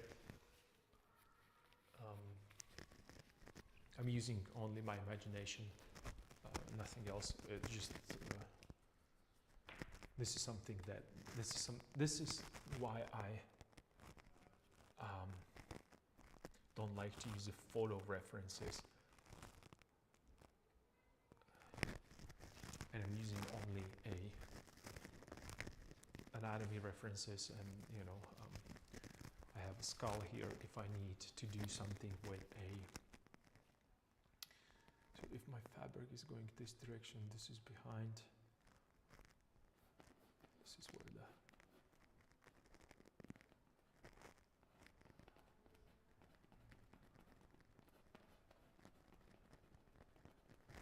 the neck is going to be. Okay.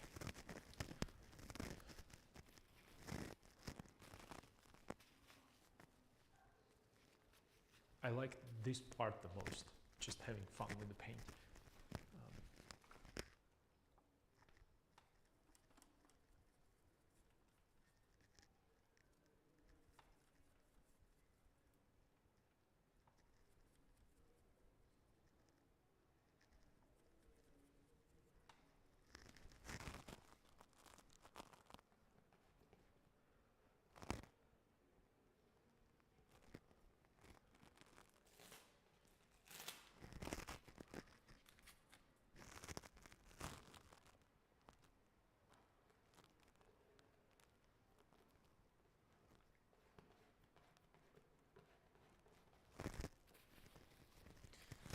Okay.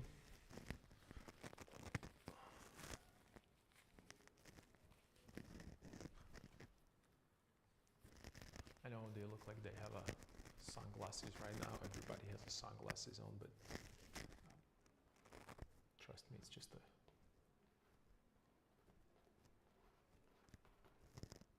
this is just for me knowing where eyes or eye sockets are going to be. And I'm just, I did just a generic shape.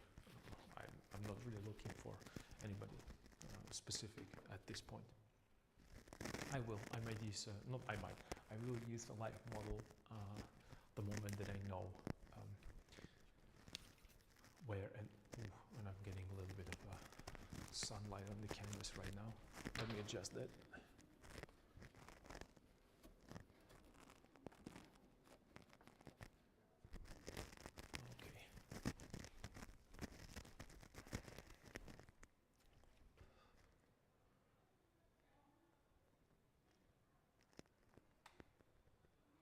me see. I would like to try one thing.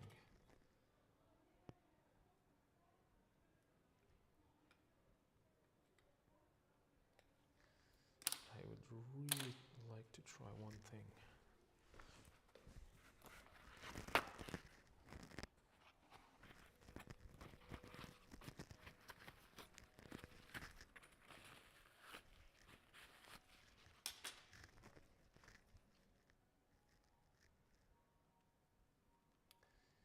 Come on.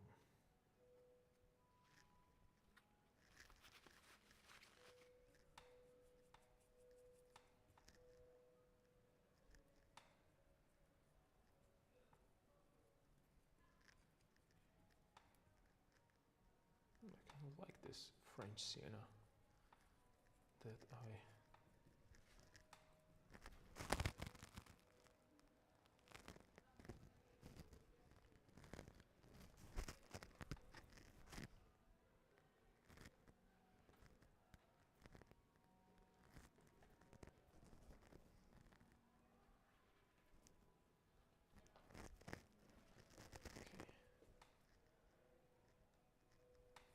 that was too much yellow.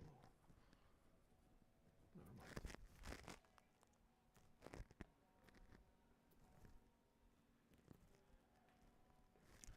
Okay, the reason why I put this there because I want to see how much I can push it.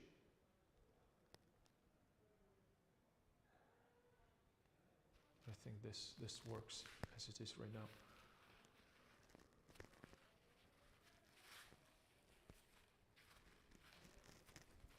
Let me see if I have a reference of an icon so I can really look at that.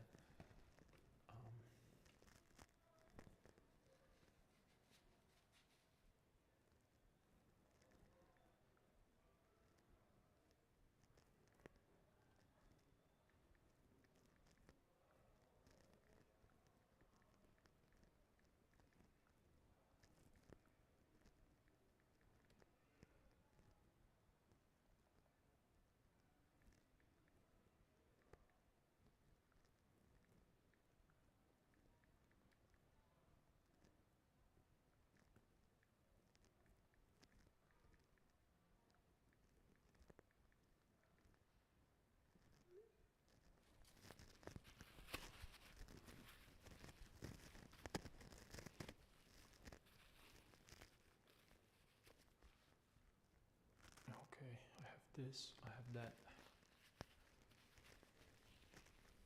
Should probably put down the shadow for the feet. For the figure right here.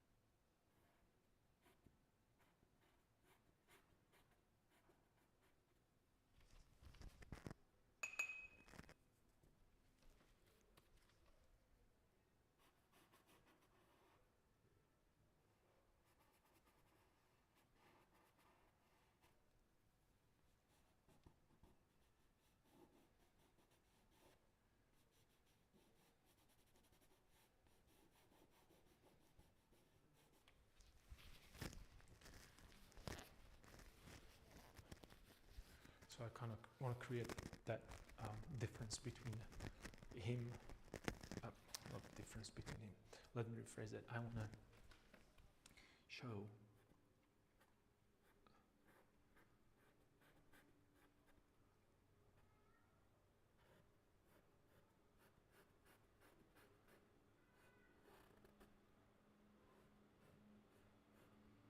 that shadow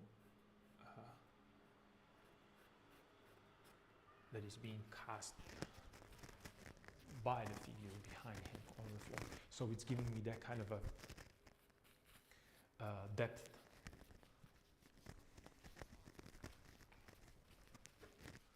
Let me put this one here.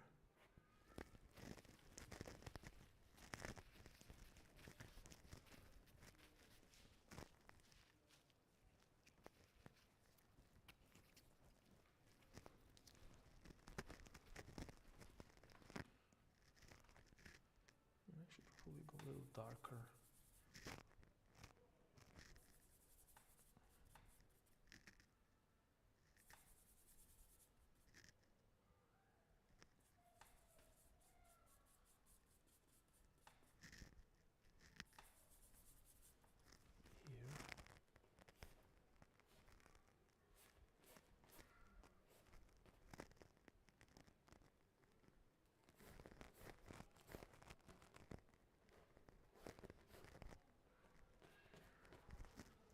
This part could be in the shadow. Slide it, and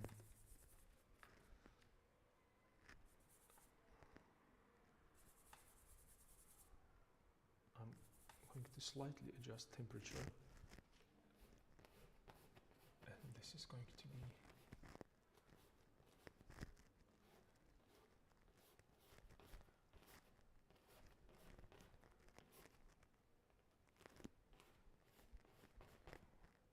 Virgin Mary with baby Jesus right here. So, oh, and the sun just disappeared behind the clouds. And it's going out again, and I see a light spot right there. Where is it coming from?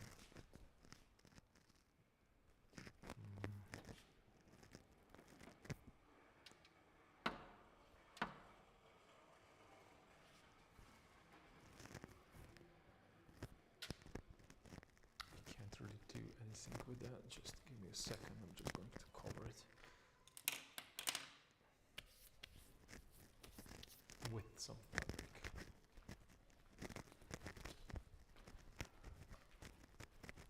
Maybe I can cover it with this. No, I cannot, because it's going to go through.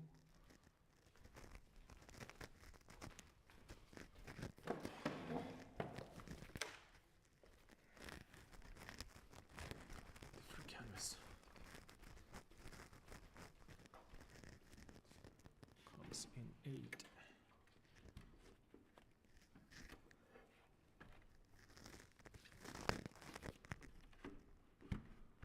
Really?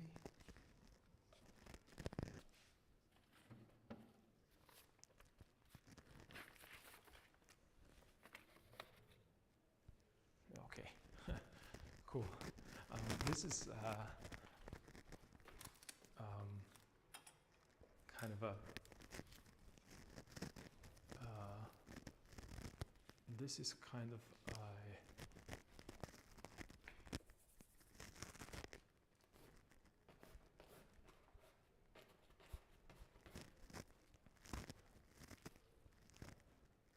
problem with using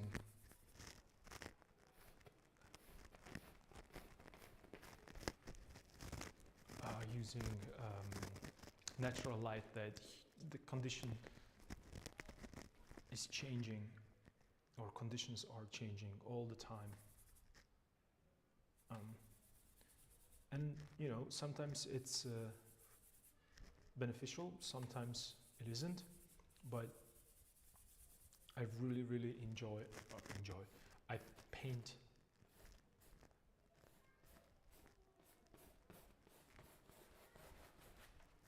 more often than more often. It's not even I'm painting. I can't really talk right now, but the same way.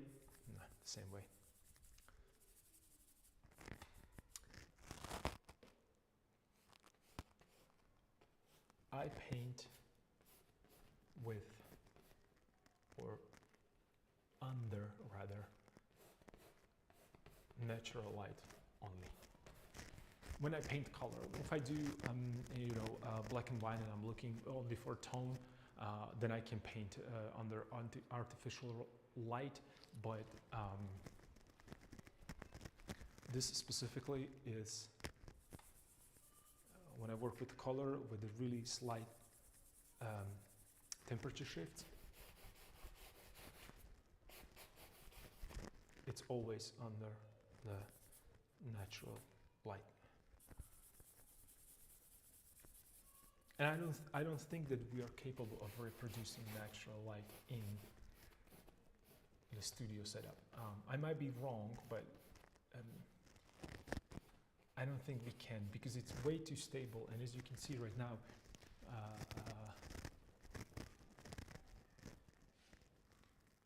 what have I done there?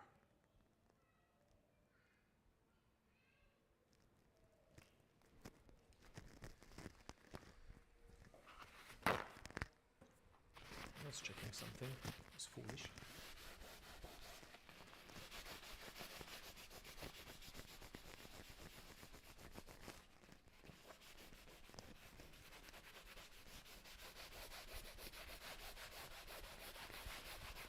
Let me wipe it.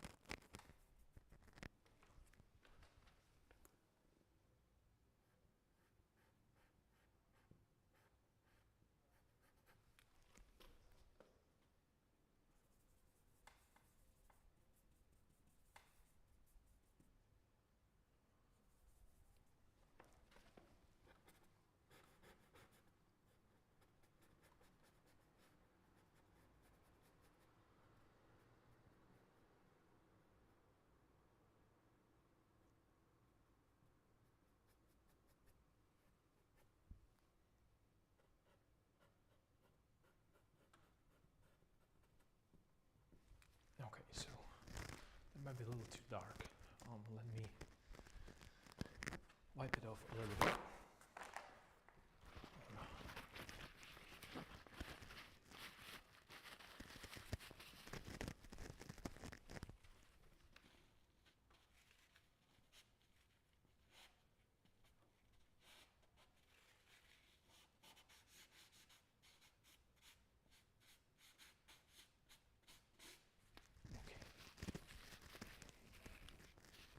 So I placed multiple new elements into this painting, and I think I should have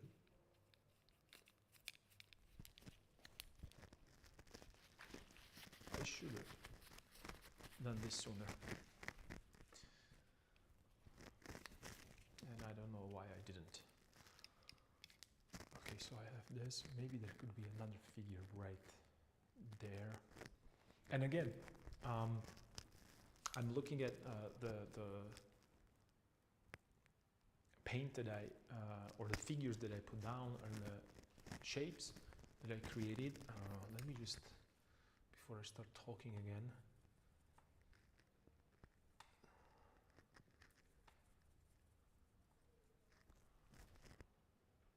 There's a hand right here that's holding it. I don't know. Maybe like this. Let me put a little bit more of that sunburn right here. So I'm not sure if it's registered enough.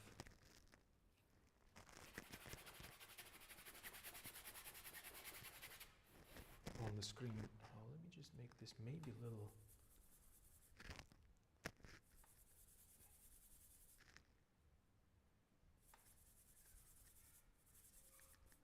lighter and a little cooler.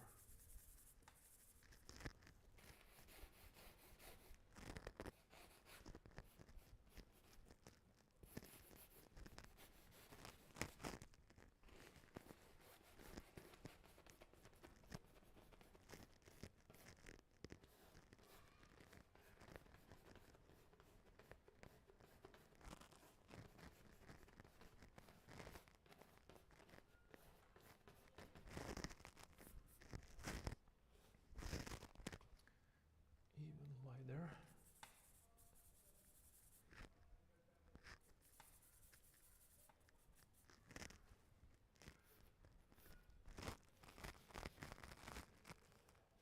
The figure could be this way.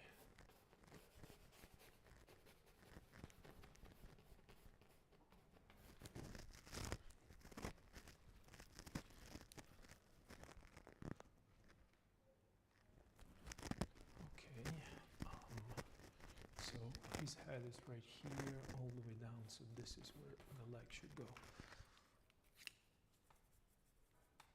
I'm gonna grab this, a little bit more of that sienna to desaturate that.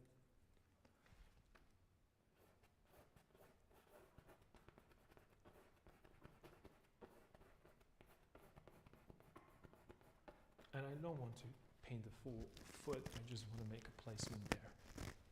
Cool. So he's going that direction. There's going to be a shadow underneath him as well, but it's going to be a really, really light shadow. Because it's in the distance and there's atmospheric perspective that's happening there and all kinds of other stuff.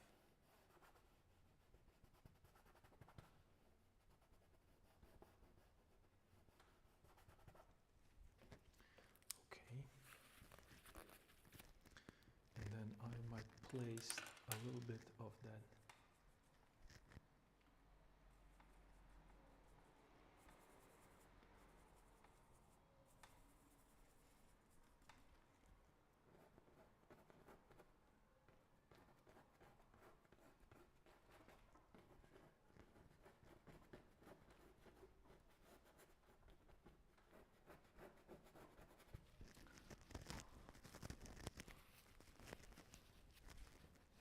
that background there.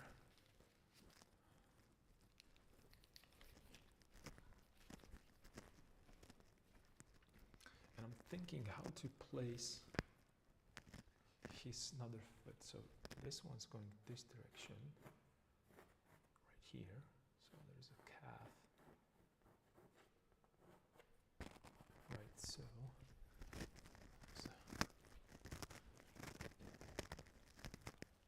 And I'm thinking, where's his?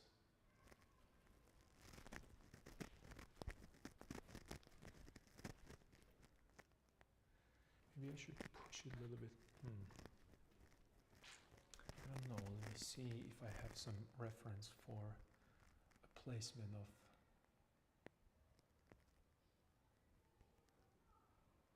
of his feet, because somewhere here I had sketches and I don't know where they are.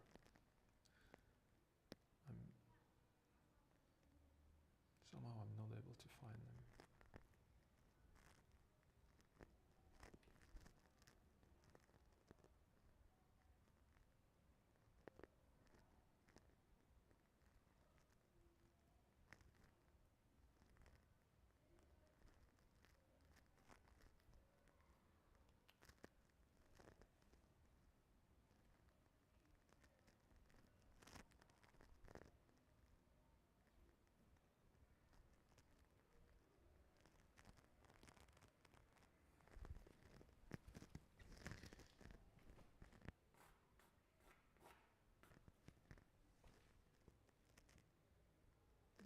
So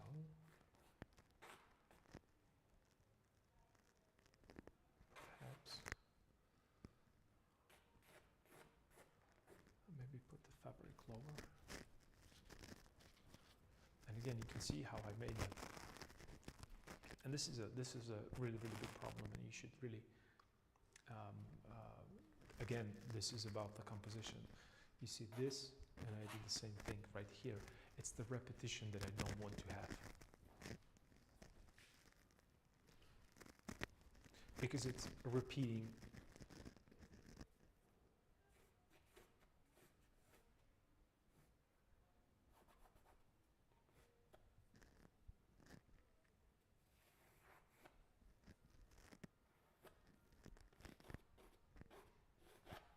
So I'm going to create a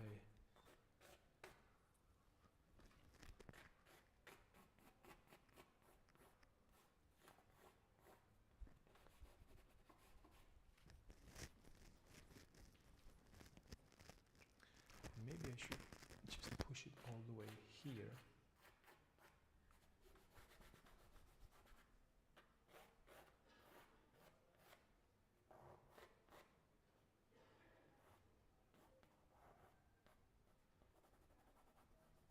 And do something interesting like this. So he's also in the motion. That means that I need to put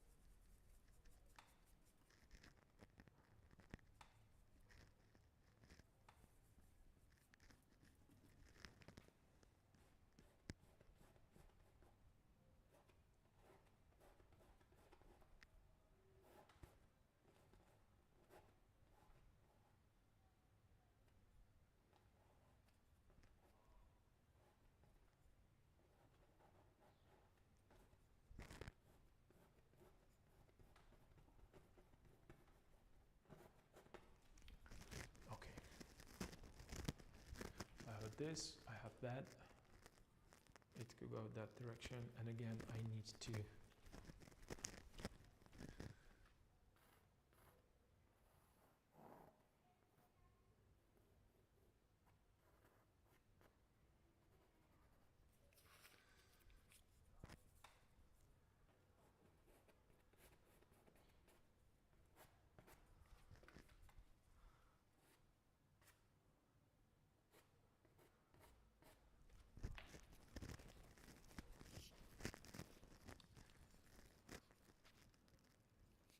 okay. So he's moving that direction. This can go right here. And maybe I could put a little shadow right here.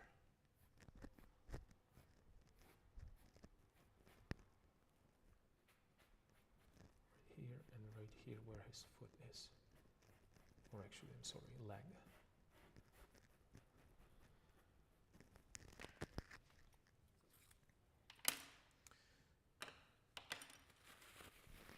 And I'm doing this from imagination. I'm just trying to make a nice, pleasing composition rather than just accurate representation of that, or accurate foot rather of the representation, because this is all a representation.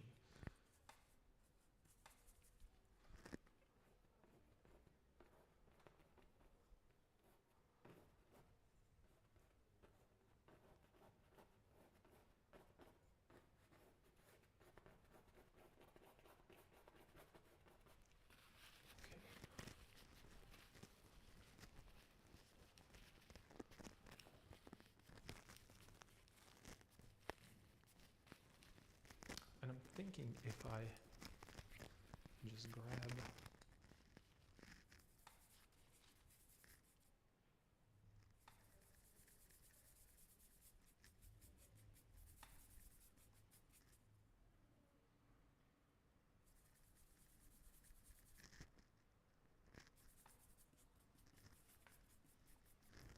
just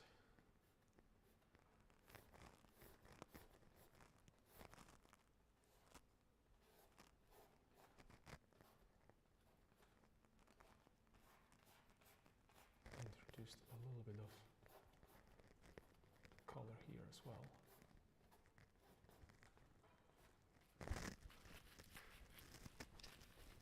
so I know how far I can push that.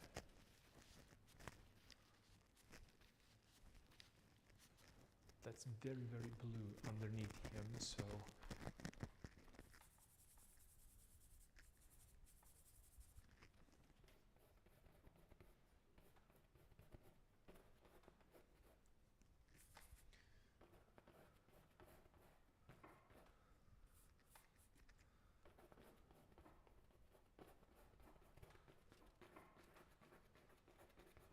I'm making it a little bit more, a little bit warmer, so it doesn't disconnect from the, so it kind of follows that pattern all the way from here to here, so it doesn't seem like he's cut out and there is a different background behind him. That might be because I might put another feed somewhere here, but as it is right now, I want to see it as a shape, as one continuous shape. Then I have to make it darker, I have to put the... Okay, it should go lower, lower, and low. Okay. This is too much of a thing going on here, so let me simplify that. It's going this way, here, inside, and out here. This is the shape that I'm looking for. And actually it's going around, behind, this way. So it doesn't really destroy what's happening right here with the folds and with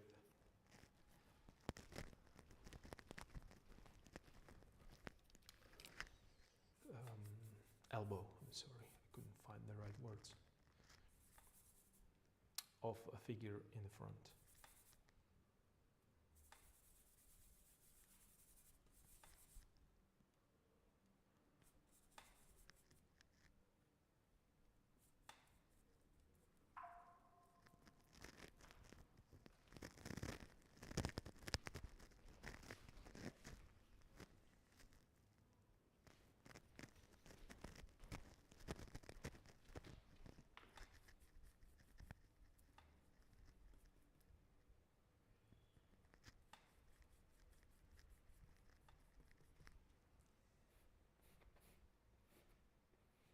So I'm going to cover this.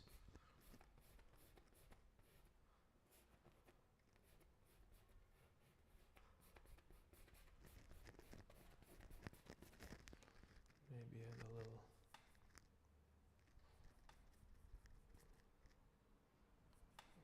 lighter.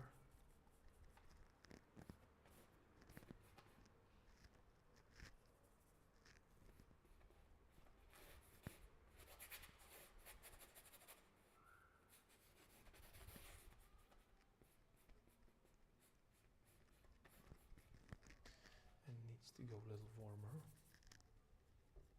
Because right now, kind of,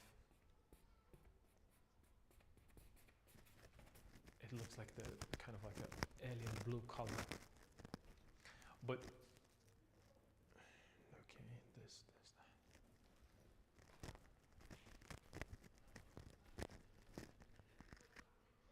And there is a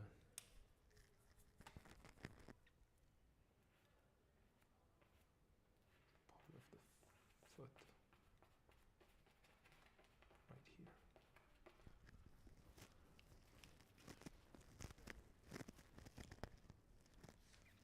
And I need to put the shadow there as well, but it's going to be a really, really soft shadow. You have to be careful with that.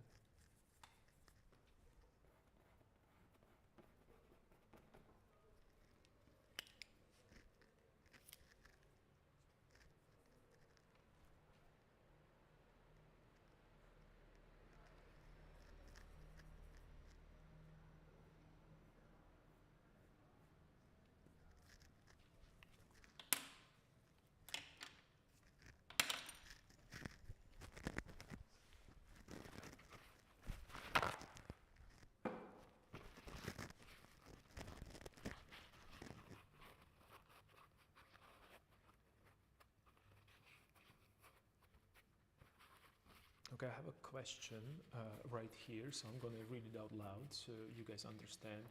Are you going to treat the background characters the same as the front ones, or to keep stuff separated? Are you planning to do something else?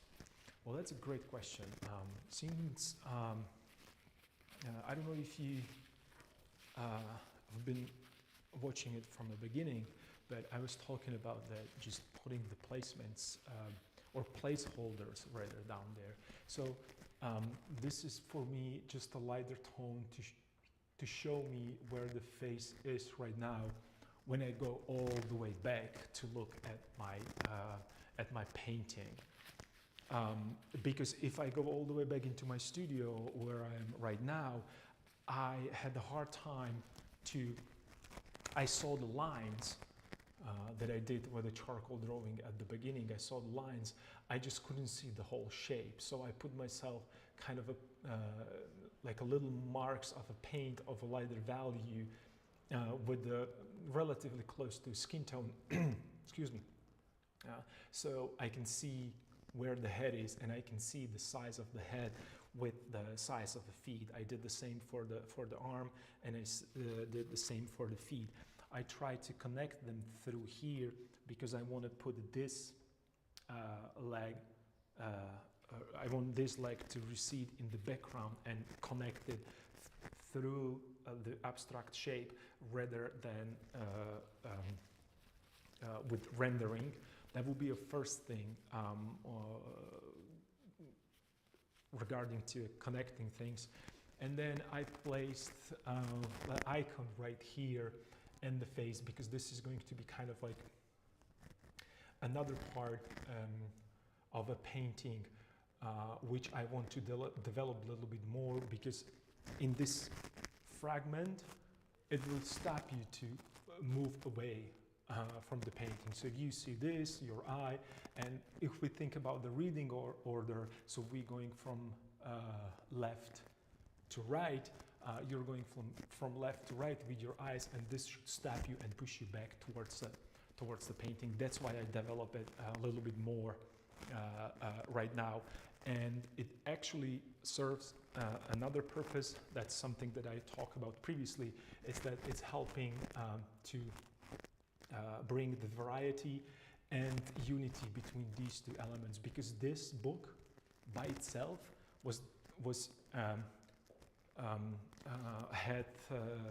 it has right angles right here, and it's obviously something that it felt that it does not belong there. So I need one element, second element, and third element, kind of unify them together, that these are man-made objects. And the reason is because it has right angles, and this has right angles. Even though it's in the perspective, we still know that these are right angles. So that's something that helps kind of a unified in terms of man-made objects. So we have a cross, we have a book, and we have an icon. The reason why icon is there, I talked about it previously, in the stream, but oops, I'm sorry. I talked about this previously in the stream, that the icon represents part of the Orthodox religion right now, but before it was one religion. It was not separated between. It was just a Christianity. It wasn't Catholic, Protestants, Orthodox. I don't know, so on and so forth. There's so many different branches. But this is representation of their coming from the Constantinople, the Byzantine Empire at that time. So that's why I put the icon there. I also have a double cross there because that's the symbol of my country right now, and it's actually story or the idea, or I don't know, the myth is that they brought that double cross with them. I'm not sure about that though. That's just something that was not verified, or I don't know, maybe it is right now. I'm not a historian, so that's that. I don't know if that answered your question. If not, please ask a little bit more specific.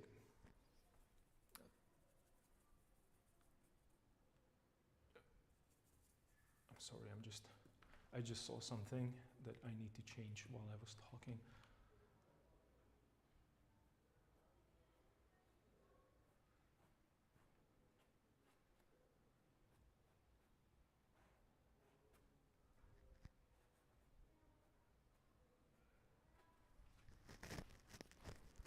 And by the way, good to see you here again, man.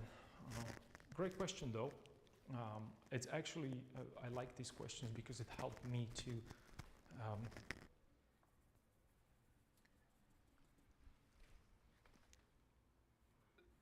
think about what I'm painting.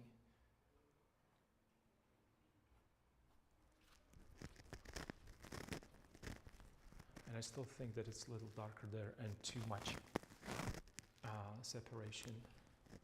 So when you think about the composition, again, I have a lot of happening right here. So I need to simplify this really, because I have 1 foot, shadow, another foot, pole, a little bit of a foot. There's a shin that it's right here. Then it's a shadow again.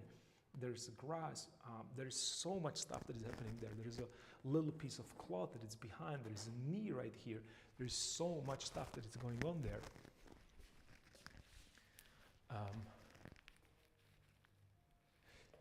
Yes, topic is Cyril and Methodius. Yes.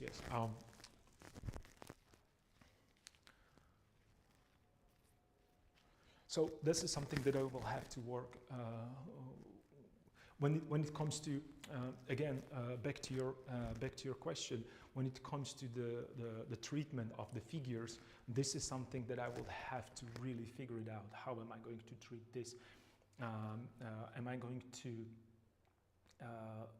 leave it kind of in a proper shape form without any detail, or do I put more details around here? Do I erase this shadow completely because it's kind of creating a lot of visual pollution there? I don't know, because I thought that I might need it. Maybe it's a little too much. And this is something that, if you remember, I talked about previously. Most of my work, or 90%, 95% of my work are mistakes. And I'm making these mistakes all the time.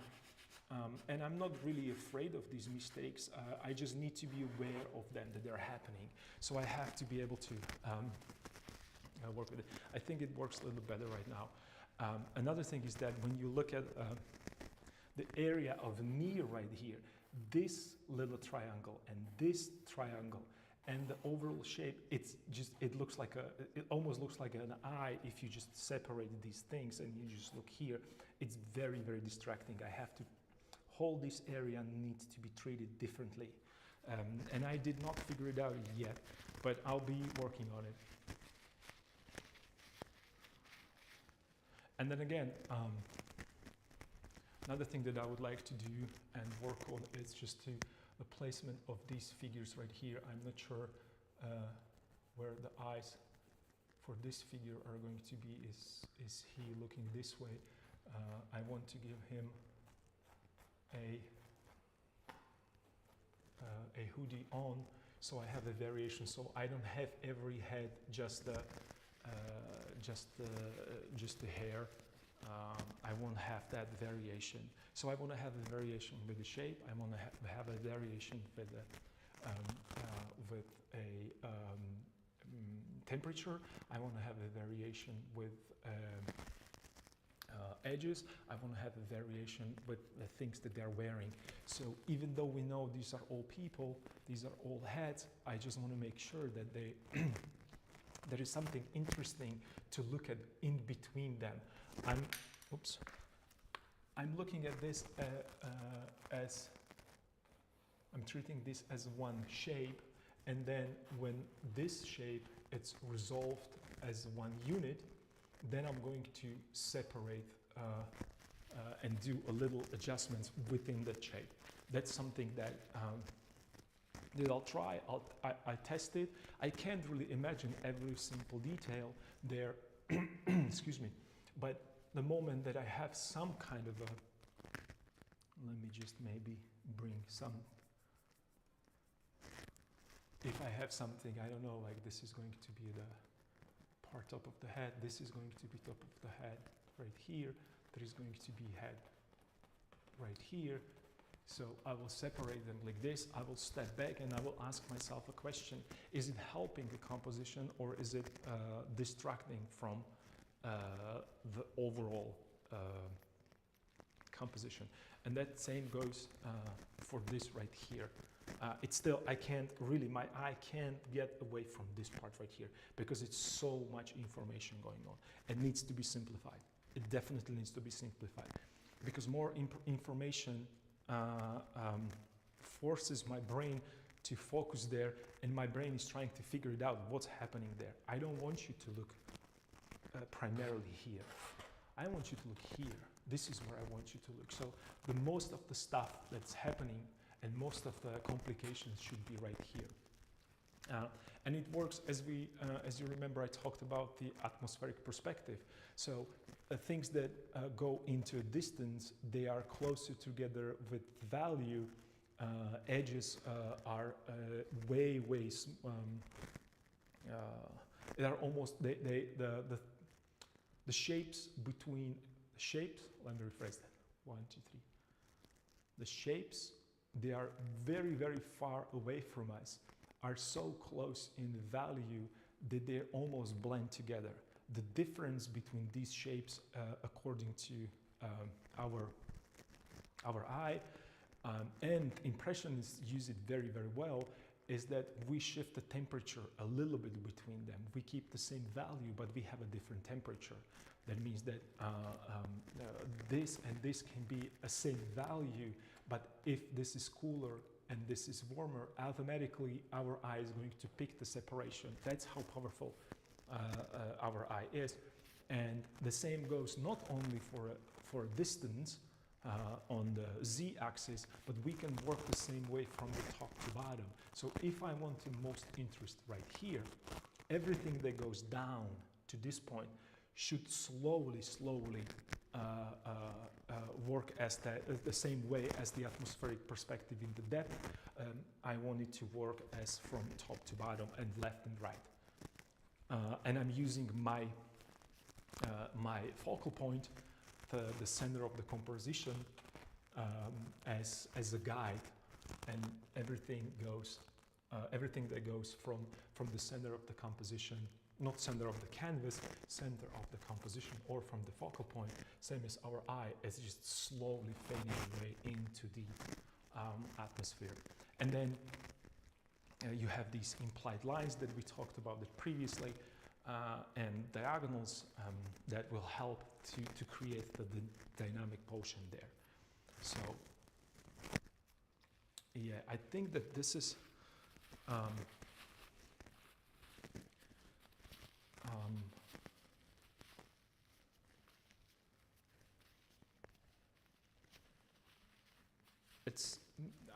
I think I can talk about this for hours and hours upon hours, because it's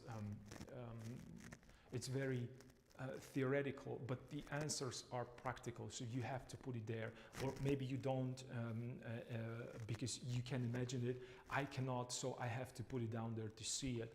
And then I usually ask myself, does it work? Does it help composition, or does it go against the composition and it's destroying? And right now, I feel there is a lot of things that are happening right here.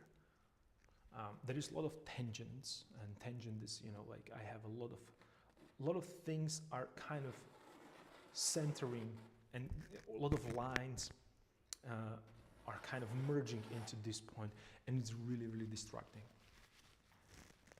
So I'll have to work on that to find out how to make it a little less destructive. Or another option would be, so okay, I know there's a lot of information right here.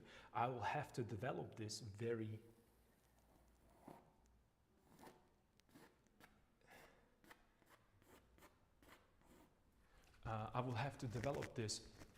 and give it to a little bit more resolution, the moment that I do this and I put more resolution here, I have to go and put more and more into a focal point.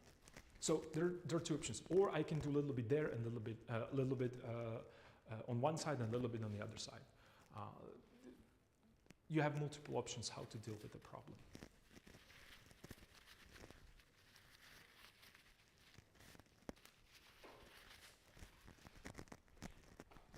Ideally, and that's the reason why I'm doing this, ideally you want to have this figured out before you start working on your large or final painting rather, because you will run into problems as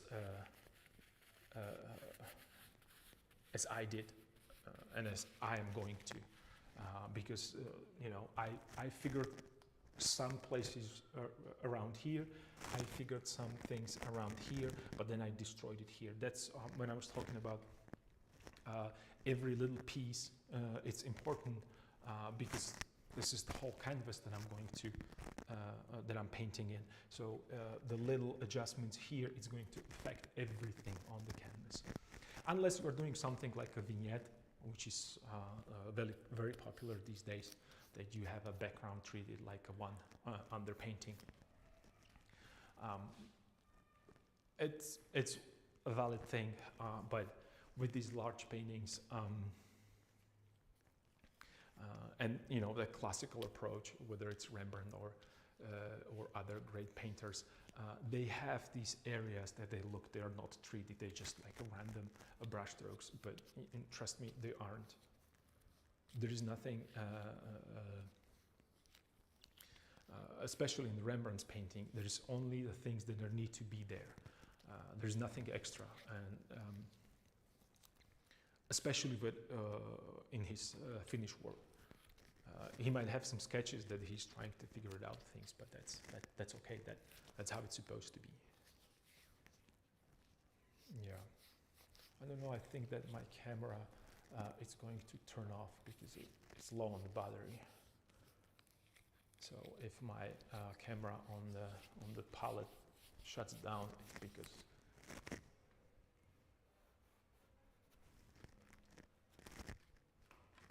it's low on battery. Yeah, I really need to work a little bit on that side, on these feet right here, because they seem like they're not really working. And again, I have a multiple.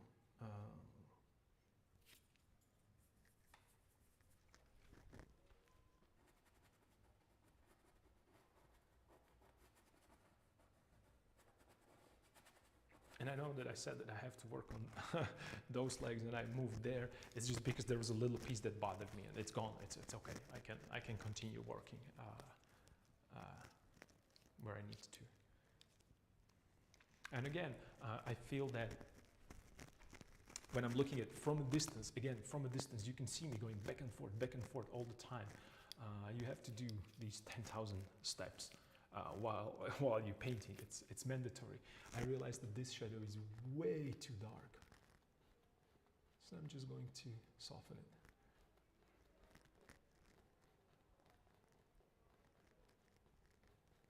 It's still there, but I need to make it. I need to push it a little bit more into background, because it cannot overpower. Oops. It cannot. Well, it can, but it shouldn't. In this particular painting, this should not overpower what's happening right here. So this is the first, most of the detail, this is the second, and this is the third. So I have 1, 2, 3. So if I think about the value scale, let's say from 1 to 10, I'm going to use value scale 1 to 10 right here. This is where 1 to 10 is going to be. I mean, these two figures right here. This is going to be, I don't know, 3 to 7, and this is going to be 4 to 6, the value scale, right? So I'm going to keep the values closer. I'm not going to put any highlight on his nose. I'm not going to put highlight in his eye, because I don't think that on that distance I would be able to see his eye. I might see the light that it's catching his eyelid on the top, but definitely not his eye. maybe if I have a really 20/20 vision.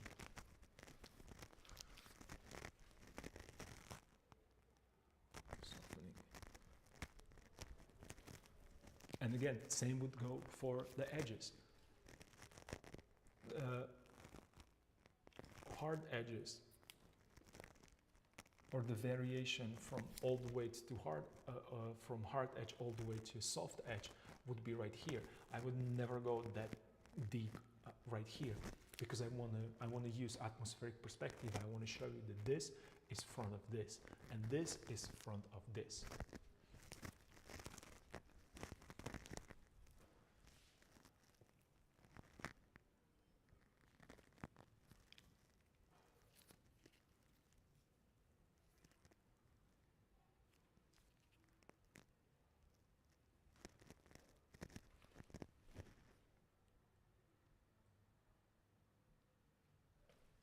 You're absolutely right. The limiting values helps a lot. And actually, the conscious decision to limit yourself with these values, it's the first step to really go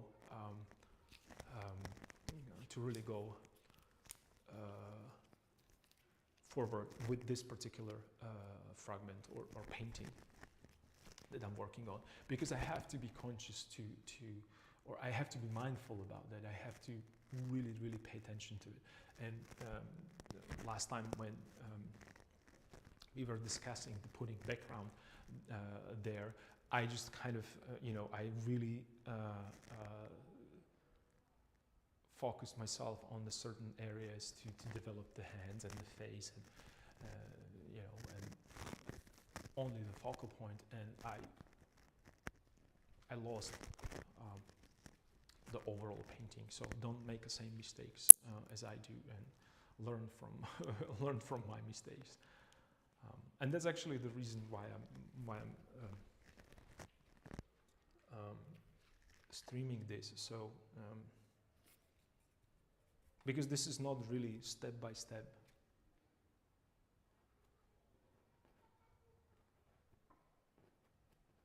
Tutorial video about how to paint. This is about how not to paint, I guess, or actually how to correct your mistakes.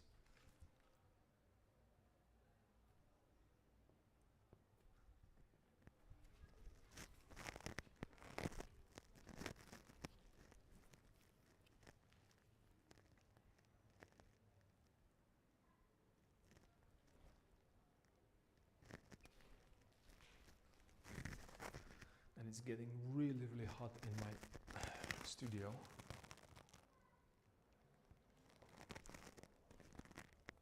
Because it's the time when the sun really shines.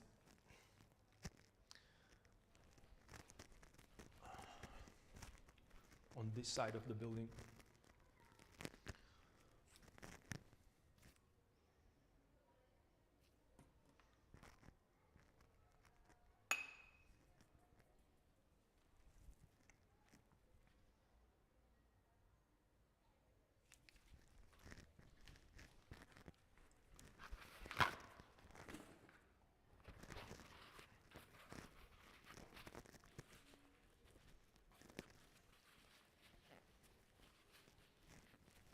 And by the way, I hope that you are working on your own projects.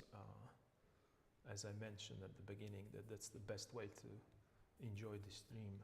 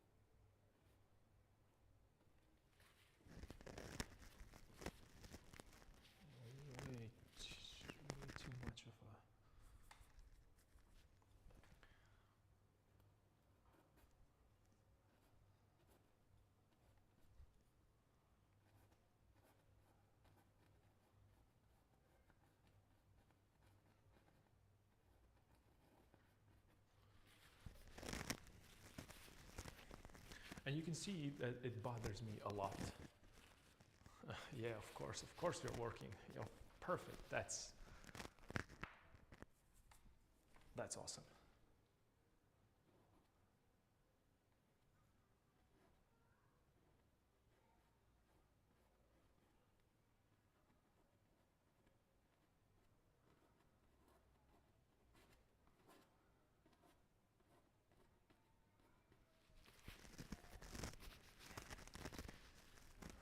And again,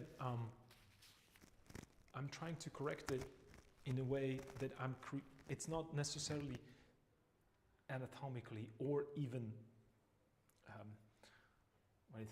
when we talk about like a real conditions accurate. This is more about a pleasing shape. No one's gonna ever know, and this is something that I really struggled with at the beginning. No one is going to know whether or not this shadow was that direction or that direction. No one is even going to care as long as the shape works and it's beautiful, the abstract shape, right?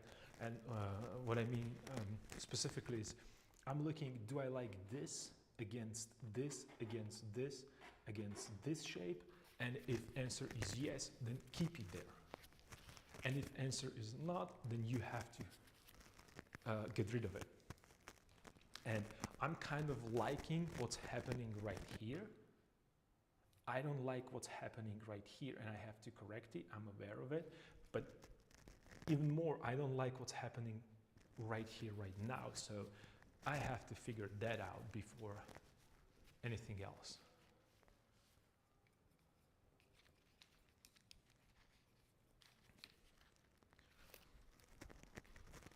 So I'm just going to put a little bit of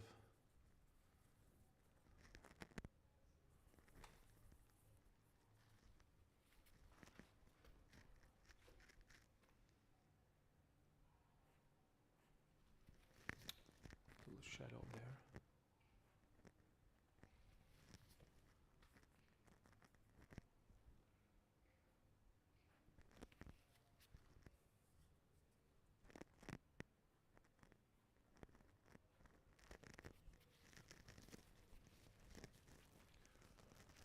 So I created that separation between, and probably this should go all the way here.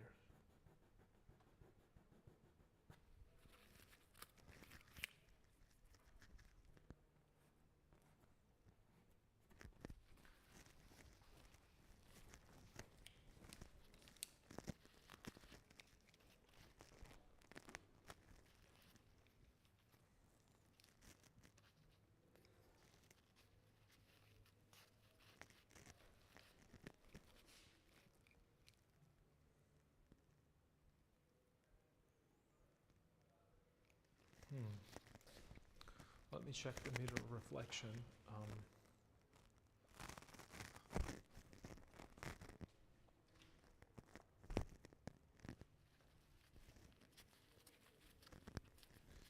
Yeah, it seems that foot, we're on the right track. Let me just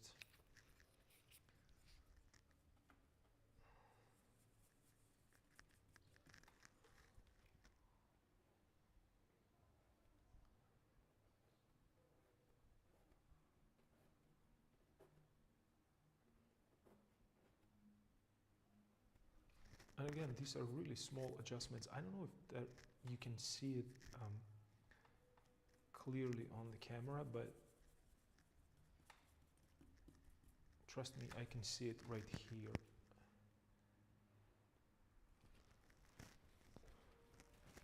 And that might be way too light of the value there.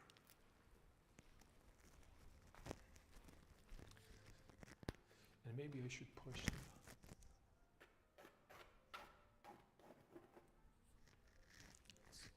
With paint.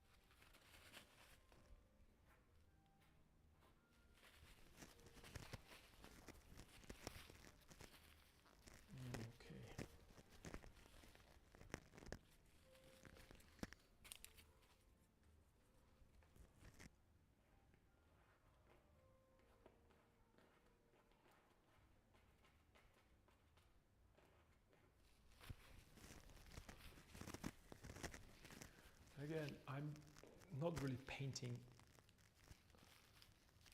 a foot right there.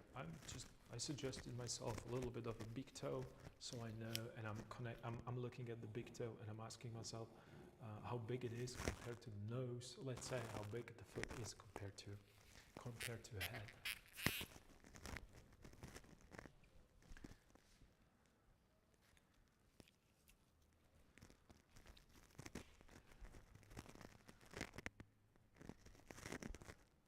This way.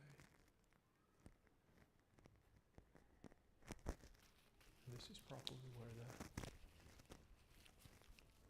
the elbow is going to be, and then the hand's going that direction.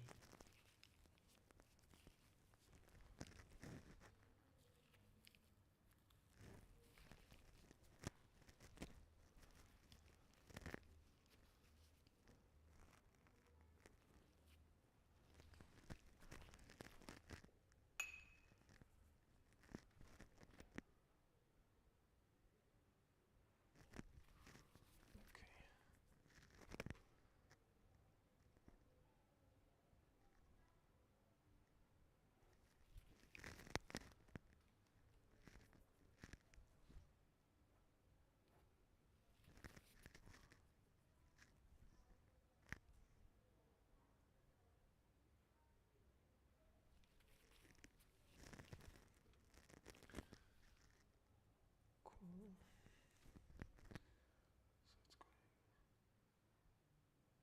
So it's going wrapping around here, and then it's going this way. Okay.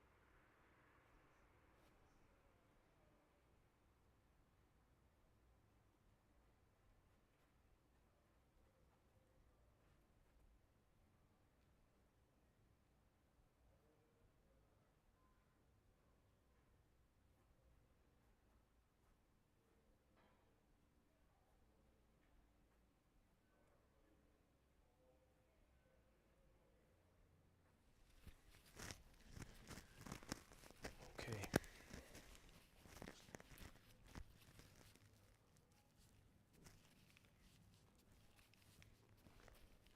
I think this might be it for today, because I have another project that I have to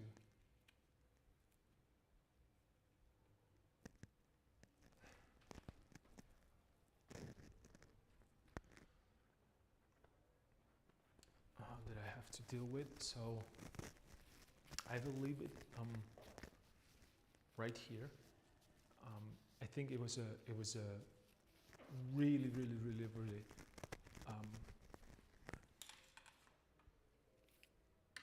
good day for decision making, and the reason is that I also took time. I was working on something else during the weekend. I really had a chance to kind of think of what I want to do and where I want to go with this painting, or with this fragment of a larger piece. Again, things are fluid, so I'm not afraid.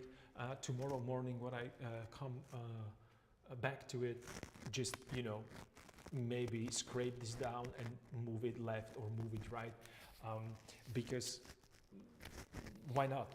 It's oil paint, you can always repaint it, but and only if it doesn't work as a composition. So I wouldn't do it just because I have nothing else to do. It's really specifically always related to composition. So I loosely place the feed for both the figures. Of course, they need to be worked on. I understand that this is just a placeholder, just a place where I want to have them. I put the important parts there that they were missing, and right now I can again connect them in either together or start disconnecting them. Depends on the large mass of the composition, large abstract shape of the composition that I want to improve. So thank you for watching. Thank you for cool questions. I hope that my answers help a little bit. And since this is a painting discourse, I'm really happy for your input as well. So I hope I'll see you next time. Take care. Bye.